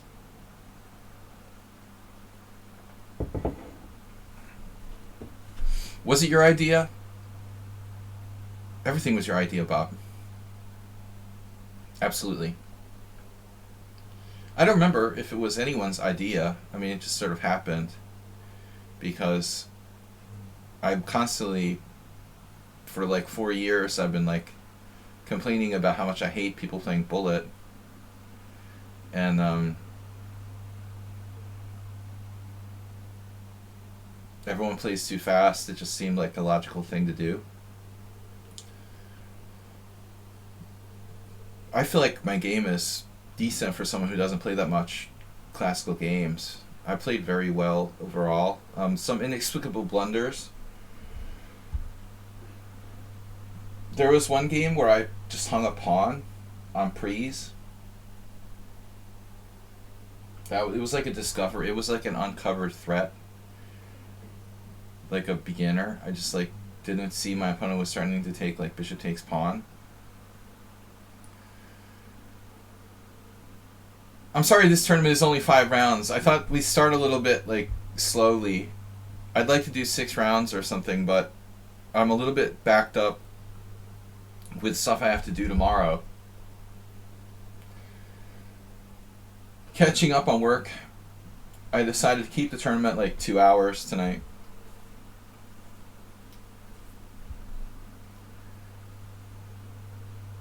But it's not enough to play rapid chess. You have to actually use your time.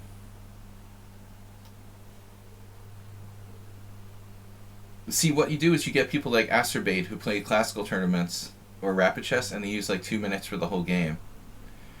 Playing rapid chess and playing classical chess isn't enough. You have to actually like use your time. I had this conversation with this guy at the World Senior who I think, didn't really get it, but he was like warning me to not get in time pressure.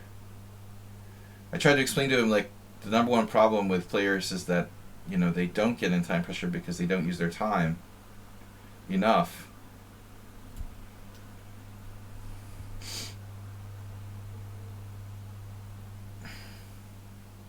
Naughty boy and naughtiness. This stream is getting downright provocative.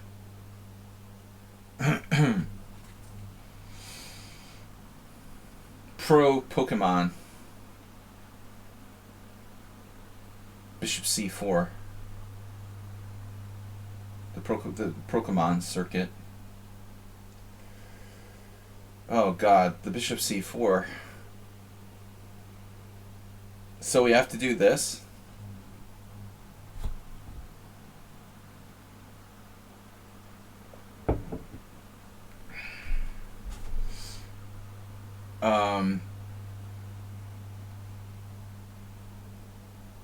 Chess players are weird, huh?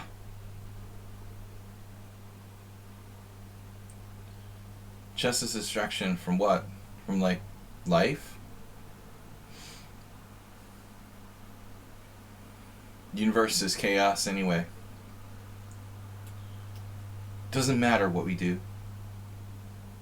Just have fun. Just have fun and don't hurt others. Knight c4, d5. Do what you want to do. Isn't that like a song or something? Do what you gonna do? I forget. Like a funk song. d5. Like, life is so important. If you're like a stock trader. Oh, it's so much more important than chess. I mean, we can start talking about philosophy, Bob. Einstein probably thought that chess was a waste of time, too. Right?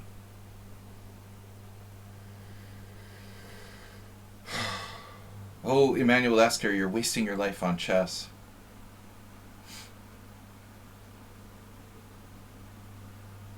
But at the end of the day, like, you know, nothing has any meaning, right? Let's be nihilists. The universe is like this black void. We're all gonna die anyway. We might as well just play some chess and have fun. Am I supposed to play Queen e6 here? I feel like I'm supposed to play Queen e6. Jesus. Has nothing to do with this. Bob Sacamano. Alright.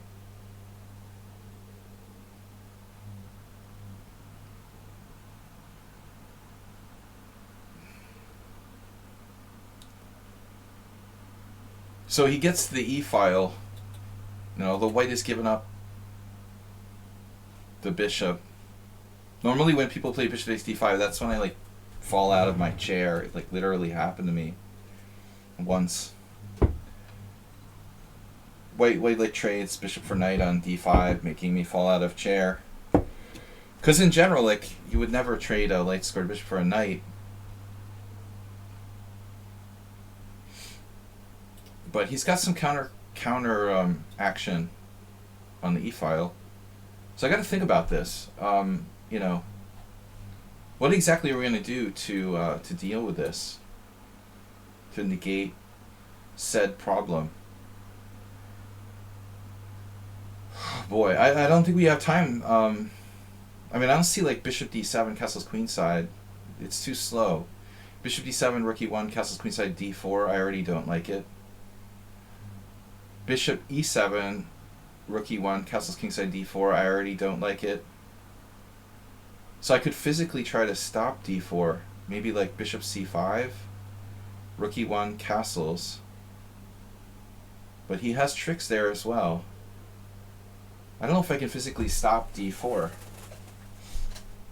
d4 is the answer. d4 is the question. This is such an interesting position philosophically. It's like Jeopardy.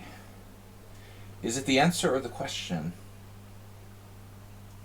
I want to play the right move. Is there a right move? Jesus is not the answer. What is the right move here? Can anyone help me? Well, yeah, if only my queen wasn't in the way, I could pin his knight with like bishop to g4. What is the meaning of g4? d4, sorry. This is awkward, man. I mean, d4 is like coming in all variations. Except for maybe the bishop c5. That has its own issues. So say I play bishop c5, he plays rook e1, I castle. What does he do now? Knight takes e5. We have interesting stuff there, like bishop takes f2 check. I kind of like that. There's knight takes e5 right away, though. Boy, that's nasty, huh? Like bishop c5, knight takes e5 right away. What do you guys think about that? That's really super nasty. Bishop c5, knight takes e5, knight takes e5, d4. So I'm thinking, okay, it's a mistake. I guess I have to play bishop d6 and move my queen. Bishop d6, rook e1, castles, d4, and then some kind of sneaky queen g6. Anybody? Can I get it done? I mean, maybe I'm overreacting here.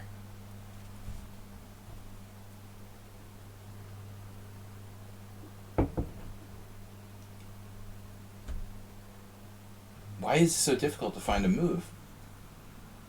Man. Queen g6 right away. Bishop d6 overprotecting e5. I still have these problems. Bishop d6. Rook e1. Castles. d4. Queen g6. And he just takes on e5. And I'm like, damn. Okay, I have one idea. Bishop d6. Rook e1. Castles. d4. Queen f5. No, the conclusion is like White's position is a lot better than we thought. Damn, I'm lucky he didn't play d4 right away. I mean, what do I do on d4 right away, actually? Because he's starting a fork and the pressure on e5.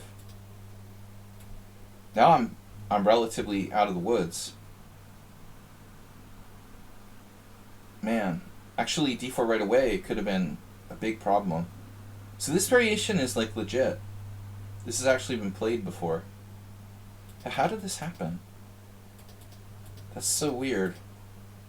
So queen e6 must be like patently wrong. I'm supposed to play probably queen a5 or something else. It must be the wrong, yeah. Well, it must be the wrong queen move, I guess. Maybe queen a5. You like queen g6? No, I think here I'm okay.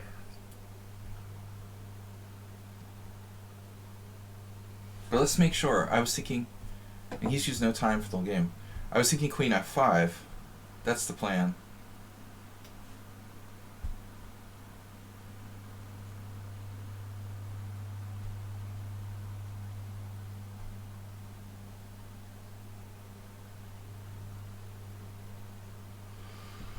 I don't know about this chess badly guy. He's been a naughty boy this year. According to Gina Rook, who's Santa's helper. Have you ever been an elf? A Christmas elf, Gina Rook? For like a side job during the holidays? I remember when I was a little kid, my family had some friend. They would dress up as Santa Claus and bring his girlfriend as Santa Claus's helper. A little extra money on the side in the holidays season. Never hurts. Especially, you know, in these tough economic times that we're facing now. Though I don't have any Santa Claus recommendations for you. to partner up with. But I am fattening up nicely.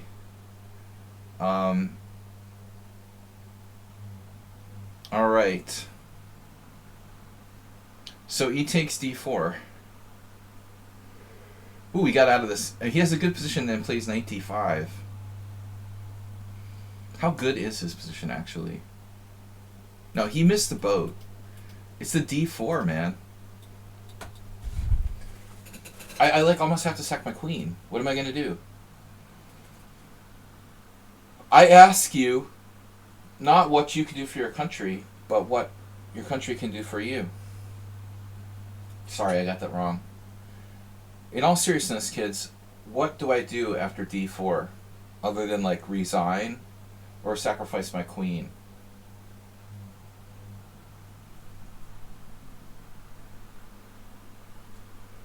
But I get this a lot with people. They play, like, perfect games, and then they play, like, one boneheaded move.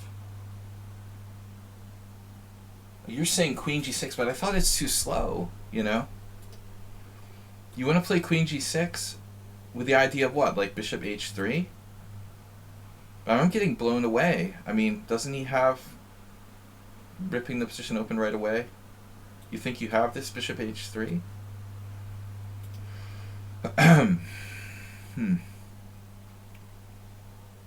Maybe you're right. I'm wrong often. Maybe queen g6 is a move. We will check after the game. I mean, this variation has no credibility for white. Like, no one good plays it.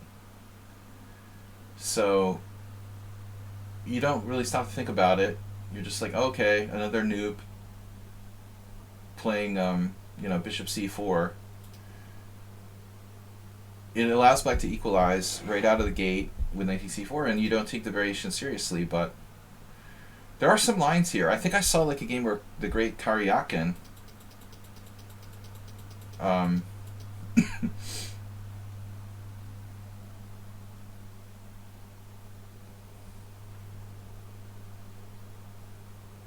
maybe played it.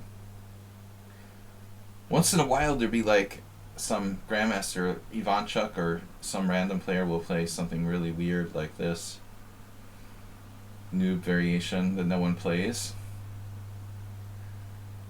There are literally like probably 20,000 games on Lichess played from this position, and like 5 games in over the board chess. I'll bet you some kind of statistics like that.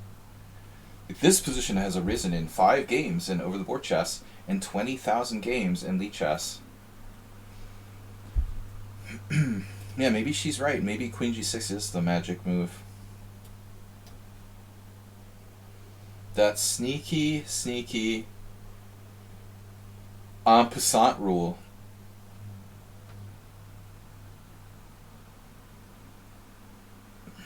It's all over.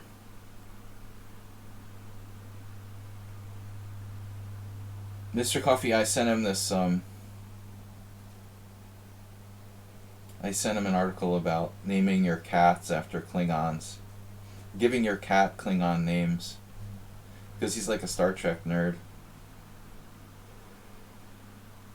All cats should be given Klingon names.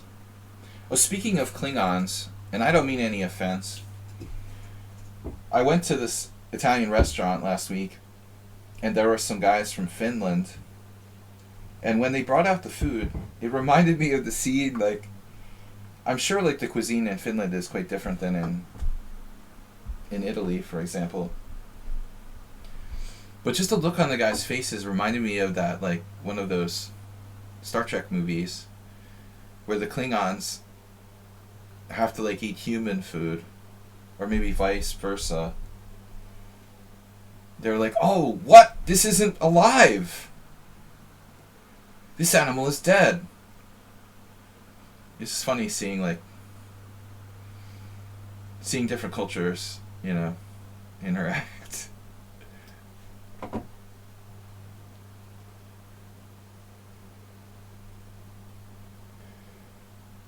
I don't know, the Finnish guys just look a little freaked out by this food that was brought out to them. I was sitting next to them. Total Star Trek scenario. This is getting a little too symmetrical. It's weird to think of meat as carrion. Right. They like their meat fresh.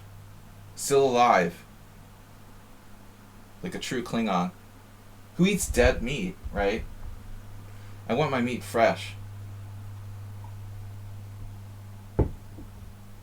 This is not Klingon food.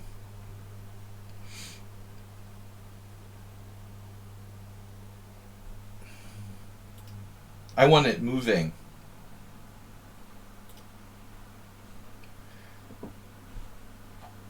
If it wasn't for the, honestly, Mr. Coffee, it wasn't. Maybe we can reach an agreement with, like, Universal Studios or whoever has the rights to Star Trek. Come out with, like, Star Trek chess book series would be crushing. Can you imagine how much money that would make? Jesus. What did I miss? Can you imagine if I authored like a Star Trek chess series of books? How popular that would be? Why would they say no, That's a great idea. I should contact that would be awesome. Contact, whoever covers that. That's a great idea. It's not stupid. We can combine sci-fi and chess. Dude, how many chess, players love science fiction, right? They're totally nerd things that go together. Man, like Klingon openings. I don't know if I could actually make it work, though. It's a nice idea. All right. Spock's logical chess course. I feel that Wade has a back rank weakness. So do I.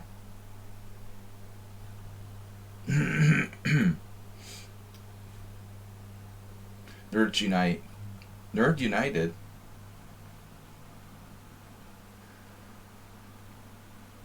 Dude, what happened in the World Cup today? I'm like becoming a football fan because of living in Italy for 2 weeks. Is the U.S. playing Iran right now? Or is that like later, or what's up?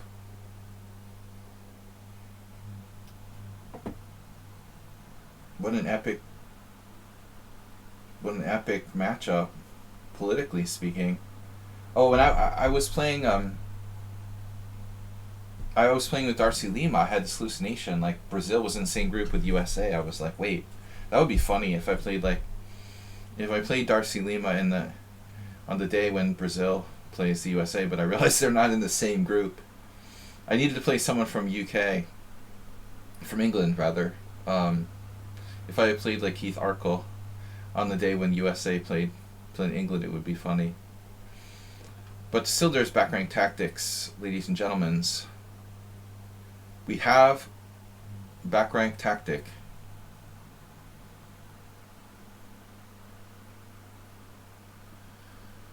He has back rank tactic. You're just asking for it. Why do I have nothing here? This is ridiculous. Muy ridiculoso.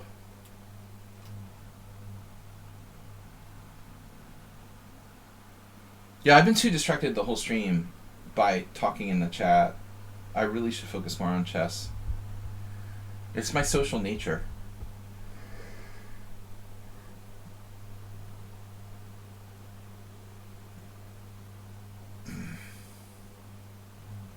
Just a little warm-up tournament to get us back in the spirit of things.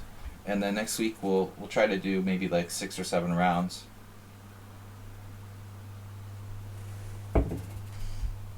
No, the interesting thing about playing in this tournament, I'm not like chessed out. You would think like, oh, after 11 rounds of serious chess, you'd be chessed out. But I refuse to play like double round. There's this organizer who organized the 6 days chess tournament in Hungary, which is going on now.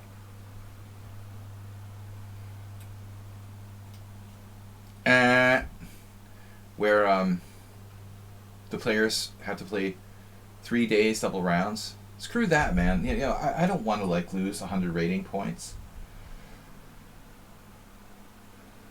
Well, white had knight f6 check, right? There's a stupid knight f6 check where everything's taken with check. Check, check, check, check, check. That's the problem, Gino Rook, right? It's check and check, and Rook takes check. A funny thing happened at the tournament against the Russian WIM. I don't know if it's for political reasons, but like, World Loser said it was his favorite game that I had in the tournament. She tried to make an illegal move. It was really funny and kind of sad. But I was like crushing her so bad. And I've been there, you know. Where you become like totally disoriented. And your position is so bad, you just become disoriented and try to make like an illegal move. Why b5? Deep thoughts, Bob. Queen on a4, attack rook. Hit attack rook. I probably had other moves though. You know, I could have played other moves, true. But it was the simplest. So she made an illegal move, and the funny part was, for me, haha, she didn't realize she was in check, and so she picked up her rook and like captured a piece with it. She couldn't capture the piece, it was an illegal move. So it showed up on the board for a split second. That's so sick. And the sad part was, like, an illegal move wouldn't be a big deal. She would just like have to give me 2 minutes. I would gain 2 minutes on the clock. The problem was her illegal move was with a rook. That she touched the rook, and she could make a legal move with the rook that loses immediately, like 2 different ways. She tried to kind of act dumb, like she didn't realize what was going on. But she didn't try to pull like a Eugene Perelstein where, you know, she didn't touch the rook or something. He did that against me. I'll never forgive him for that. I mean, that's just, it's the lowest of the low. Touch a piece and pretend you didn't move it. But he got caught by a spectator witness. I mean, she was lost anyway. It was just funny, you know, that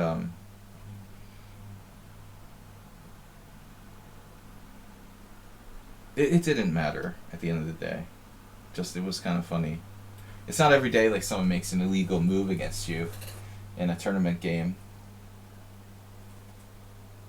But I can't say I was sad to crush, you know, one of the only Russian players in the tournament. Playing under the FIDE flag, whatever. Check. I realize, like, we don't have to blame, you know, individual people for the politics of their country. But at the same time, I'm not sure if they should be allowed to play in international tournaments while their country is, like, murdering millions of innocent people. I've certainly made illegal moves before. You had an opponent make that Eugene touch move lie against me.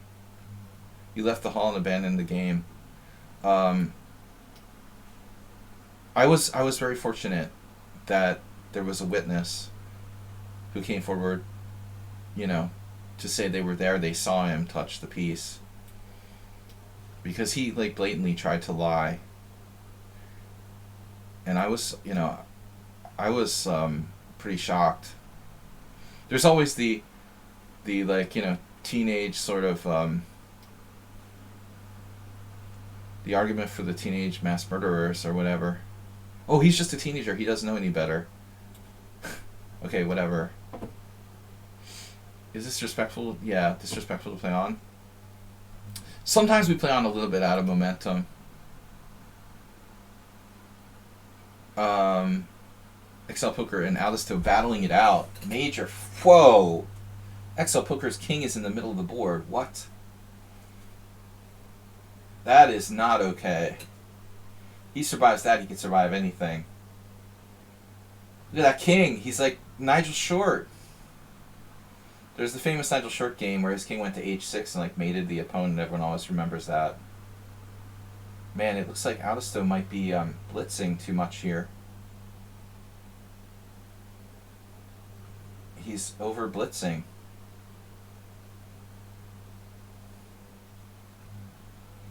But now we lost something there for a moment.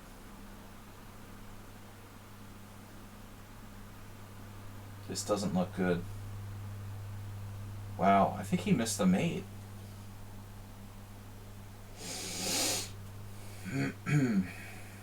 That's not check. What is going on? This is not happening.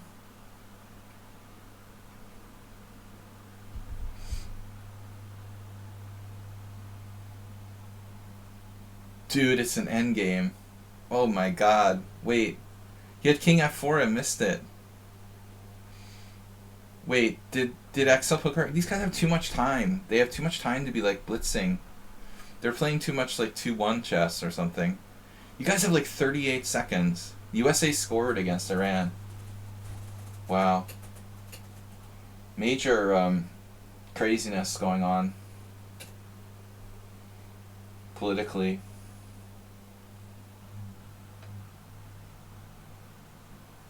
Excel Poker's gonna win. This is terrible. You guys are not managing the increment right here.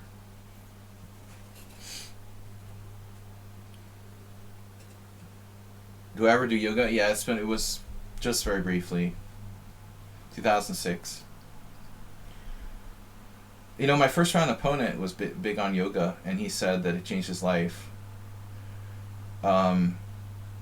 He looks really good. He was like 60. He was like 64, and he looks like he's like honestly 54. And he attributed, the guy's a freaking doctor, he told me, but he attributed to, he said to starting yoga like 8 years ago, basically.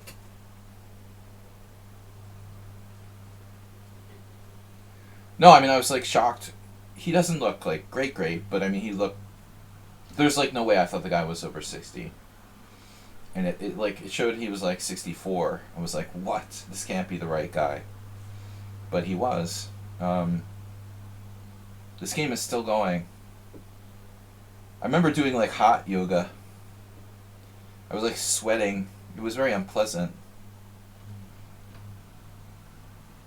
I tried yoga, but you know, I don't like doing yoga alone. I need a yoga partner. You gotta find a hot yoga partner, Bob. If you find me a hot yoga partner, maybe I'll think about it. I don't feel really good about. It gets. This is getting too like detailed now. All right.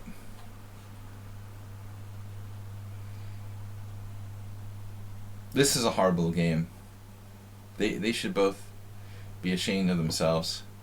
Very bad increment time management by both players there. That was a mess. Ugh.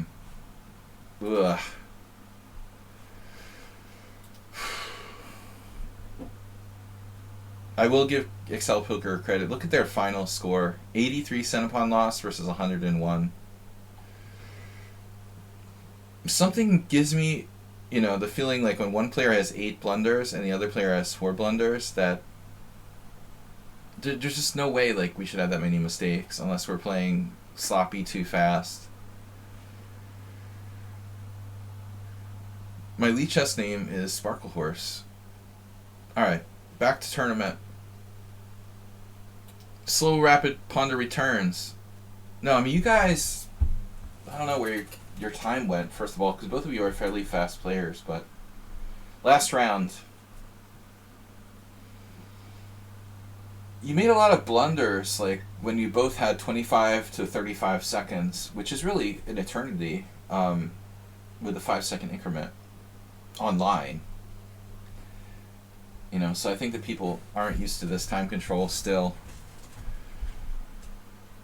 I mean, honestly, like the 5 second increment isn't real common in tournaments on Lichess, I guess.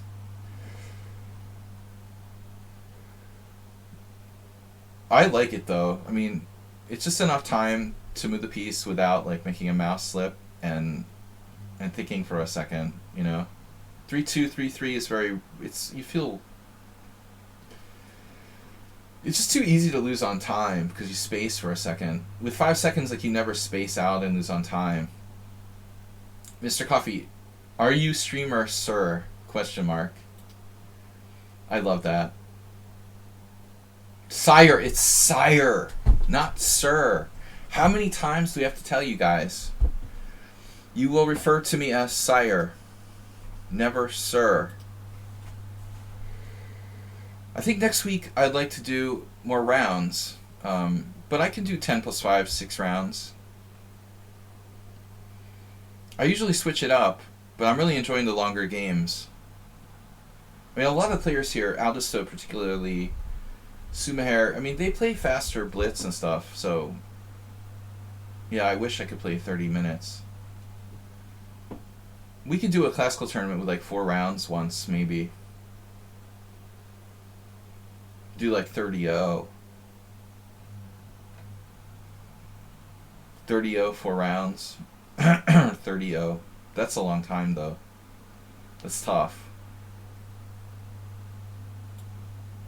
I always freak out that I'm going to lose on time because of that bug.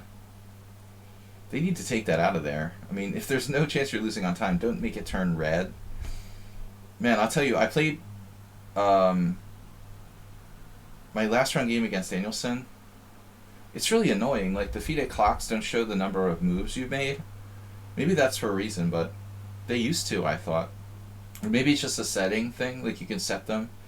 Do you know, Mr. Coffee? The DGT clocks, you can set them to show the move count, and maybe like that's an option, right?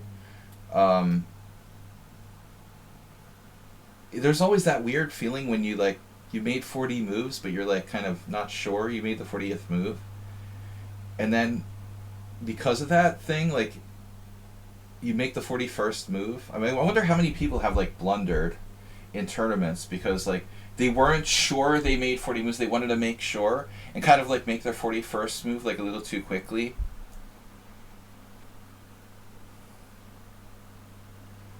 Man, I can't remember offhand like losing a game because of that, but I had this like weird feeling.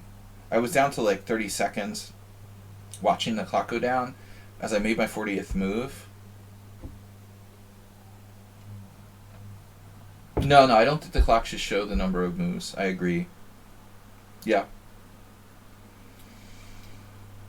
But I just wonder how many times people lose because of that, because they're not certain they've made 40 moves or not. Oh man, there was a great game in the tournament in this line. Starua, who won the tournament, played a new idea here. I it's not a new idea maybe, but I had never seen anyone do it. Let's see if we can try this. I lost to Kostic in this variation, but I never knew that you could play like this. This is what Starua did. He just played G3. I didn't know this was a thing. He won a really nice game. He's senior world champion, 50 plus. Zurab Starua. But G3, I didn't even know this is a move here. If I had known that G3 was a move, I never would have lost to Kostic, like back whenever it was, you know, in like 2009 or 2008 or whenever. If somebody told me that was a move, you play it like a Catalan. I guess I just always assumed Black could like take this pawn on c4, or I'd seen other games where g3 wasn't played. But if it's good, I'm down with it. I can't tell you how much I hate having my queen on d2 playing e3, and how stupid white's position feels. So we now will call this the Starua formation. So we can round up the pawn on c4 with some like standard Catalan like tricks. Now I can't remember who he played. It was someone good, another GM. He had an impressive performance, 8.5 out of 11. He lost one game to Frank Holsky, I think.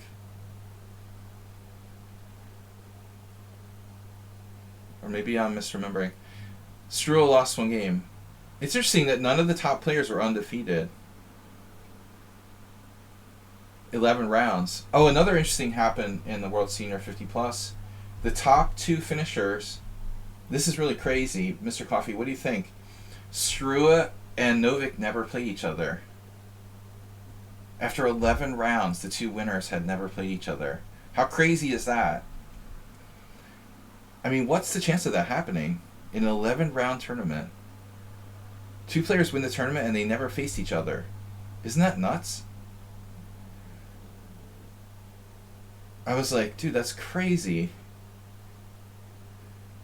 11 rounds they could have played each other and they never faced each other. They would have been paired in round 12 had there been a round 12. Isn't that nuts? Novik did a kind of like submarine where he lost a game or something, and a game, or maybe, you know, he had like a couple bad games and he dropped down and then came back. So he came back, you know, from behind at the end, like winning a bunch of games. Meanwhile, you know, Struwe was there more consistently. But it's still pretty crazy.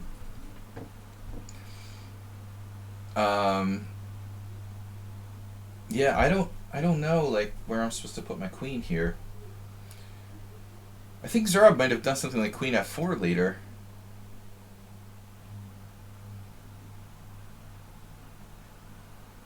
It's a move. Let's be adventurous. It's only the last round. The money game.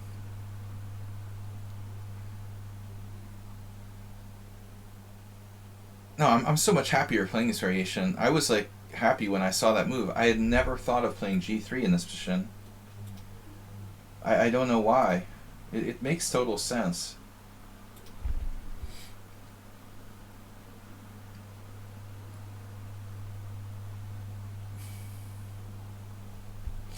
So what's this?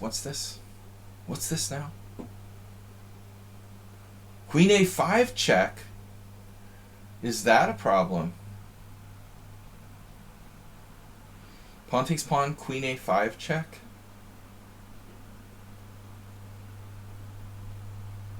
I guess we're gonna find out.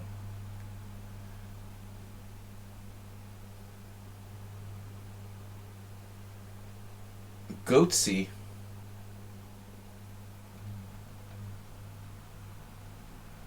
Everything is Grunfeld. Well, this is thanks to Zurab Struwe, Camel Culture. He helped me discover G3 against this variation, which I didn't know even existed. I never would have lost a game in this line if I had known this variation existed. I got freaking checkmated against Kosic because I didn't play G3. It's much harder to get checkmated when you play G3. So pawn takes pawn, queen a5 check. I like pawn structure. But you could castle there. You can trust the Georgian Grandmasters. I think this guy was pretty strong. Oh, it was fun playing in the World Senior with Struwe because he's not the only one. But I've lived in Eastern Europe for a long time, but like Hungary's not the same as like Romania or like further east, like these countries in Romania, Transylvania, Georgia. People look in your eyes. Especially in Romania. And the funny thing about Struwe was he's one of those people who he constantly makes eye contact. He's like constantly trying to read your thoughts. Like even you're just like playing randomly someone else, you know, you're not playing with him, you're just like walking around the tournament hall. They constantly look in your eyes. They're trying to like read your mind. You know, in a lot of cultures it's like insulting to look in people's eyes and they'll go postal on you. You know, if you do it on like the subway in America, someone will like whip out a gun and like kill you. But in some cultures, you know, it's like considered like mandatory. You have to look in the other guy's eyes or they don't trust you. And Struve was like that. He was like constantly making eye contact, like trying to read your thoughts about like his position and stuff, you know. He'd be playing next to me or near me and I'd be like, look at him, and he'd look at you and try to get your opinion about his position or something. It's funny. There's a lot to a lot of interesting stuff when you think about it. All right, I don't have a good move here. The psychology of eye contact. You like to stare at strangers on the subway and see how long it takes to look away and you're still alive, bro? In New York?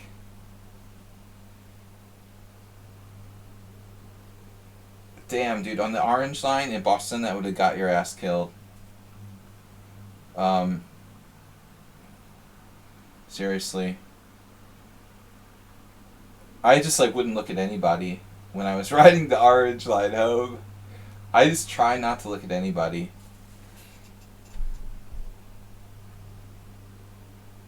And if you do it to, like, a Roma here in Hungary, they'll, like, take it as a challenge. You know, you're, like, challenging them. So it's so tricky. Like, all these different cultures have different kind of belief systems about eye contact. And you never know, like, what it means for different people. The Psychology of Eye Contact with Bob Sacamano. How to Pick Up the Perfect Woman. A new book on Penguin Press. Coming to you in bookstores soon. Dude, I don't know what to do. Screw it, let's just play like knight d2. G5. G5 wins a piece. No. Gotta keep your eyes out for G5 though.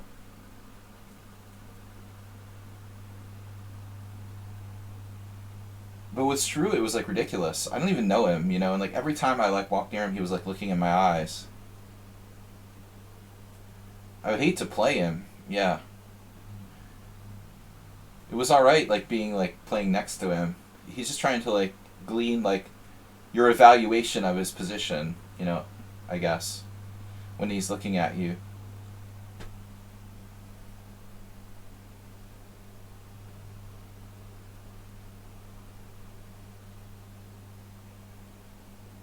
You should compare notes with like checkmeters, but he's not here now. Bob Sacamano. Are we talking about Karaklaj? Oof. I don't remember Karaklaj making eye contact with me. I was just warned to stay away when he invited me to his house.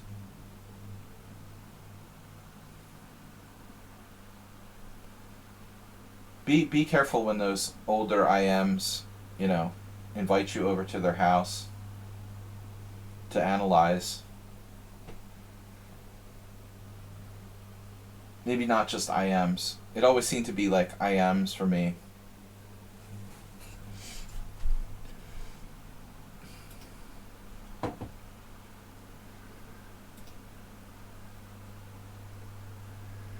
If Sumaher, he was if he was still watching the stream, the Serbians will get it.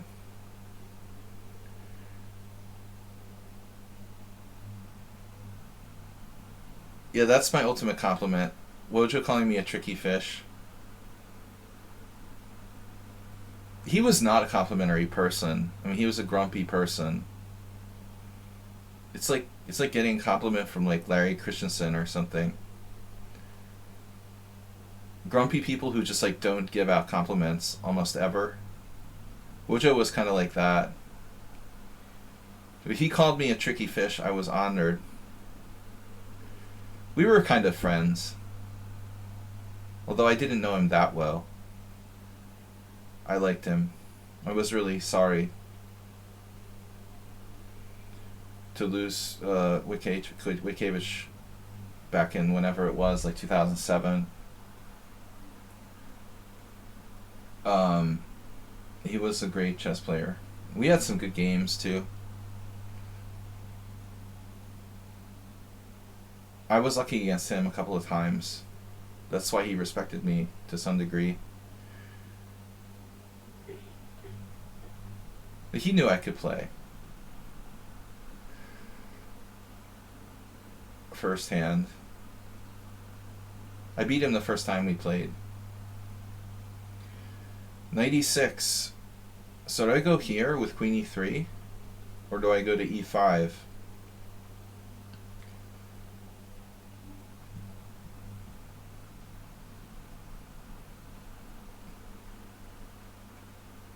e3 looks safer.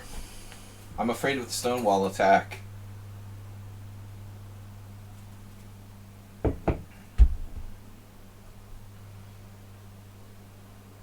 Yeah, I mean, I was actually fearing like f5, f4, but I mean, when you think about it, at the end of the day, exactly, like BFD. My feeling about f5, I think, should be like BFD.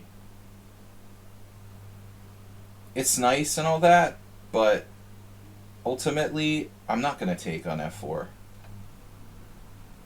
You know, you can do f4 all day long. I'm not going to take it, and your attack isn't that scary. Now the question becomes what I should do.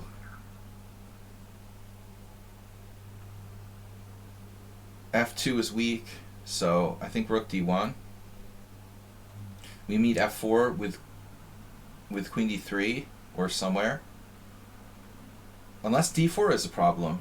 I have moves. I mean, I have queen b3. Should I play knight b3 first to hold down that square, maybe?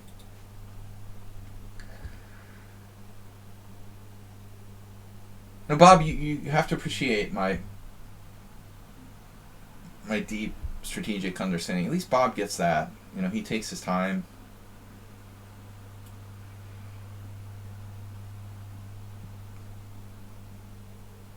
Most of you guys are just playing bullet chess. I mean, black has some attacking chances, but I think this is... It's guerrilla chess, is what it is.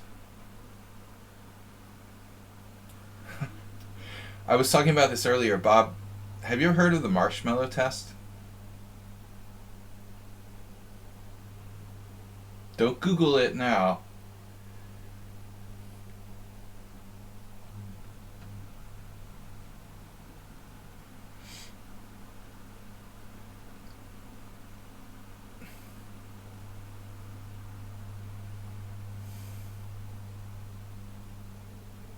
Apparently cephalopods show intelligence.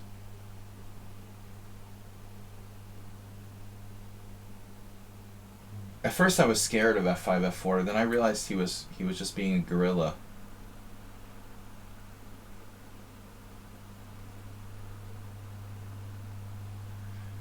The marshmallow test is designed like as a test of intelligence for children. If they can like defer like gratification, you put like one marshmallow and leave it there for a certain amount of minutes, and if they don't eat it, they get 2 marshmallows. But if they eat it, they don't get any more marshmallows.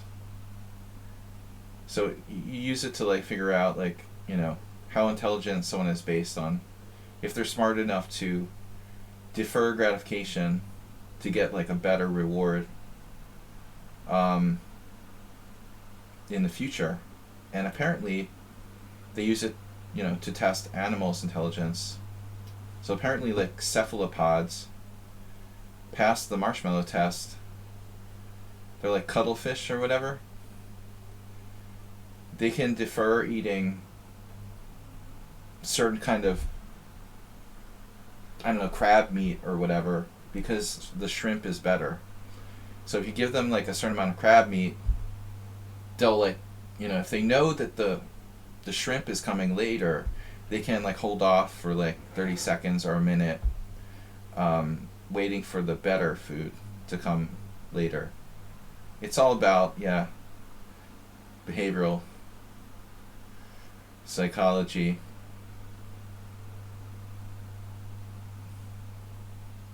Yeah, but I mean, you have to have a certain amount of intelligence to understand that. That's the point. You know, it's, of course, it's about conditioning, but we're establishing whether an animal has enough intelligence to even, you know, think that deeply, you know.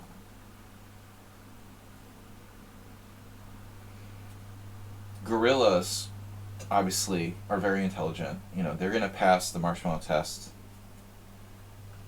like, without question, you know. They can totally... Can you learn, too, you know? Can lobsters pass the marshmallow test? Why is the d5 pawn hanging? Because he has a trick here with rook d6. Massively tactical player, isn't he? What a move. What a move.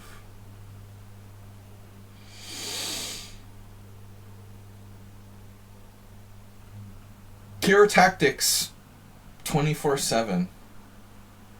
I could sack the exchange. Is there anything here? Queen d5, rook d6, queen e4, rook d1, sorry. I don't see anything there. I think we're going to have to hunker down. Hunker in the bunker. Alright. We're just hunkering with our IQP, baby. I love rook a6, man. You got to give the Shaki some respect. He has some skills, and he's dangerous. You know what makes me sad, Bob? I had like my least favorite professor in college in behavioral psychology. I hated this guy. He was the head of the department at Boston University in psychology. He was like the worst lecturer ever. I couldn't even go to class. I would just like skip every single lecture. I couldn't stand him. It was the most boring.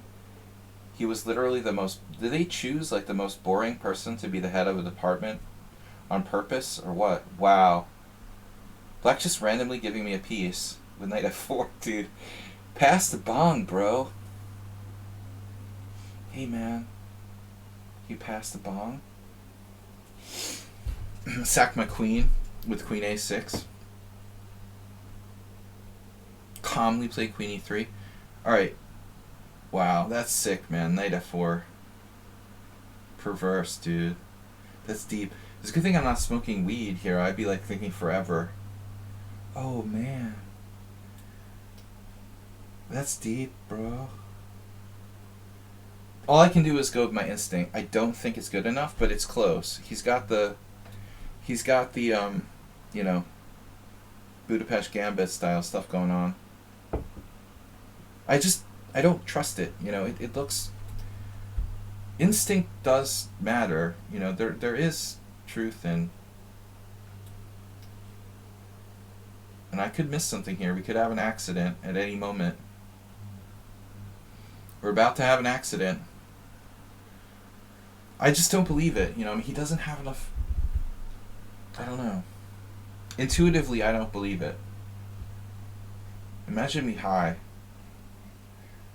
I liked weed until I like had an experience where I became very like anxious smoking it, and then I had to stop. Nah, I never did that recently.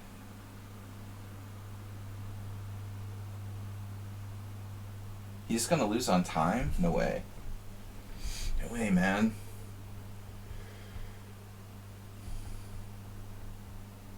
'96. '96 is sort of sad in a way. I also have this. But I'm good in defense. I was telling Heinrich Danielson. So he told me that I'm underrated, or he asked why is my rating so low. And then he asked me like, well, what do you consider your strengths to be as a chess player? And ultimately I had to say, you know, defense. When it really comes down to, my best skill in chess is defense. Here, we might have a problem.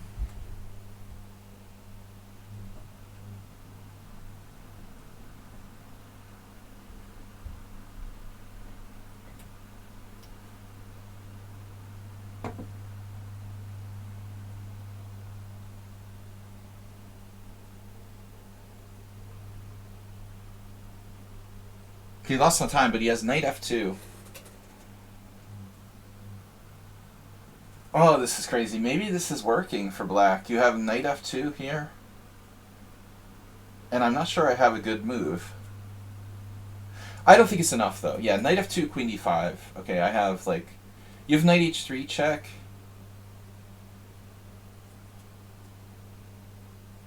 I don't know, man. Knight f2, e7... I was hoping e7 would work. That's true. Yeah, maybe he doesn't have enough, but it was scary. Dude, I thought I was lost. Wow. So at one point, he's totally okay. Plays knight f4 and he's lost. But it's a brilliant idea. I mean, I give you full credit for being creative. I should have played knight h2, apparently.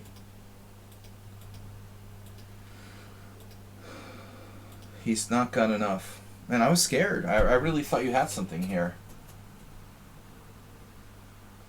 I guess ultimately...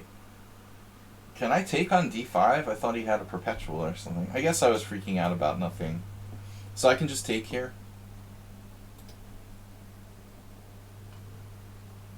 I could have just taken the pawn. Alright. I was scared, man. You had me scared there.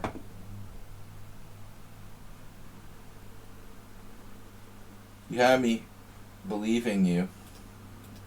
Gorilla glue. So f5 is gorilla chess. I was scared at first, but, you know, it weakens black's position. You know, so at the end of the day, that's the best move too, a5. Very nice. I love this rook a6 move. This is awesome. You almost made it work. So my move's a mistake. When am I supposed to play knight e5? That looks weird. Yeah, this is a great try by Shaki. You see his skills there. Against a player who's less like defensively oriented, Shaki, could very well like win that game. So XL Poker wins with a performance of 26.93. Is that a joke? You win the tournament with 12.7 tiebreak, performance 26.93. How come your performance rating is so much higher than mine, dude? What's up with that? Jeez. I got blown away with the GM performance guy. Aldisto, a distant third with 2176. I didn't know you had a thing for Eric Hansen, Bob. He's right up there with John Bartholomew in terms of his popularity based on good looks, but he's a really pretty good chess player, although I've never faced him. XL Poker, 26.93 performance. Sparklers tied for first. And Aldisto, that messy game against XL Poker. So we got XL Poker, Sparkle Horse, Aldisto. I get the trophy here, but I didn't get one in the World Senior. Staff Argan with fourth place. Kakatiri left before the last round, sadly.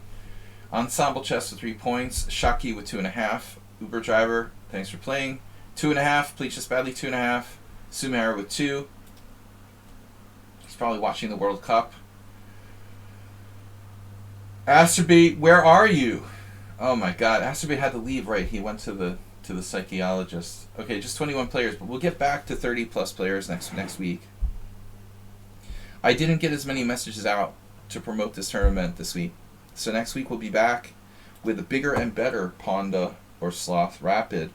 Congratulations, great tournament, XL Poker, and I'll see you guys hopefully tomorrow morning with some weird openings, rapid chess in the morning. Camel Culture, Shaki, Bob Sakamano, Play Poker Badly, XL Poker, all of you guys, obviously like Mr. Coffee, thank you for supporting the stream and for joining us for the tournament tonight. We'll see you tomorrow. Thanks everybody. Bye-bye.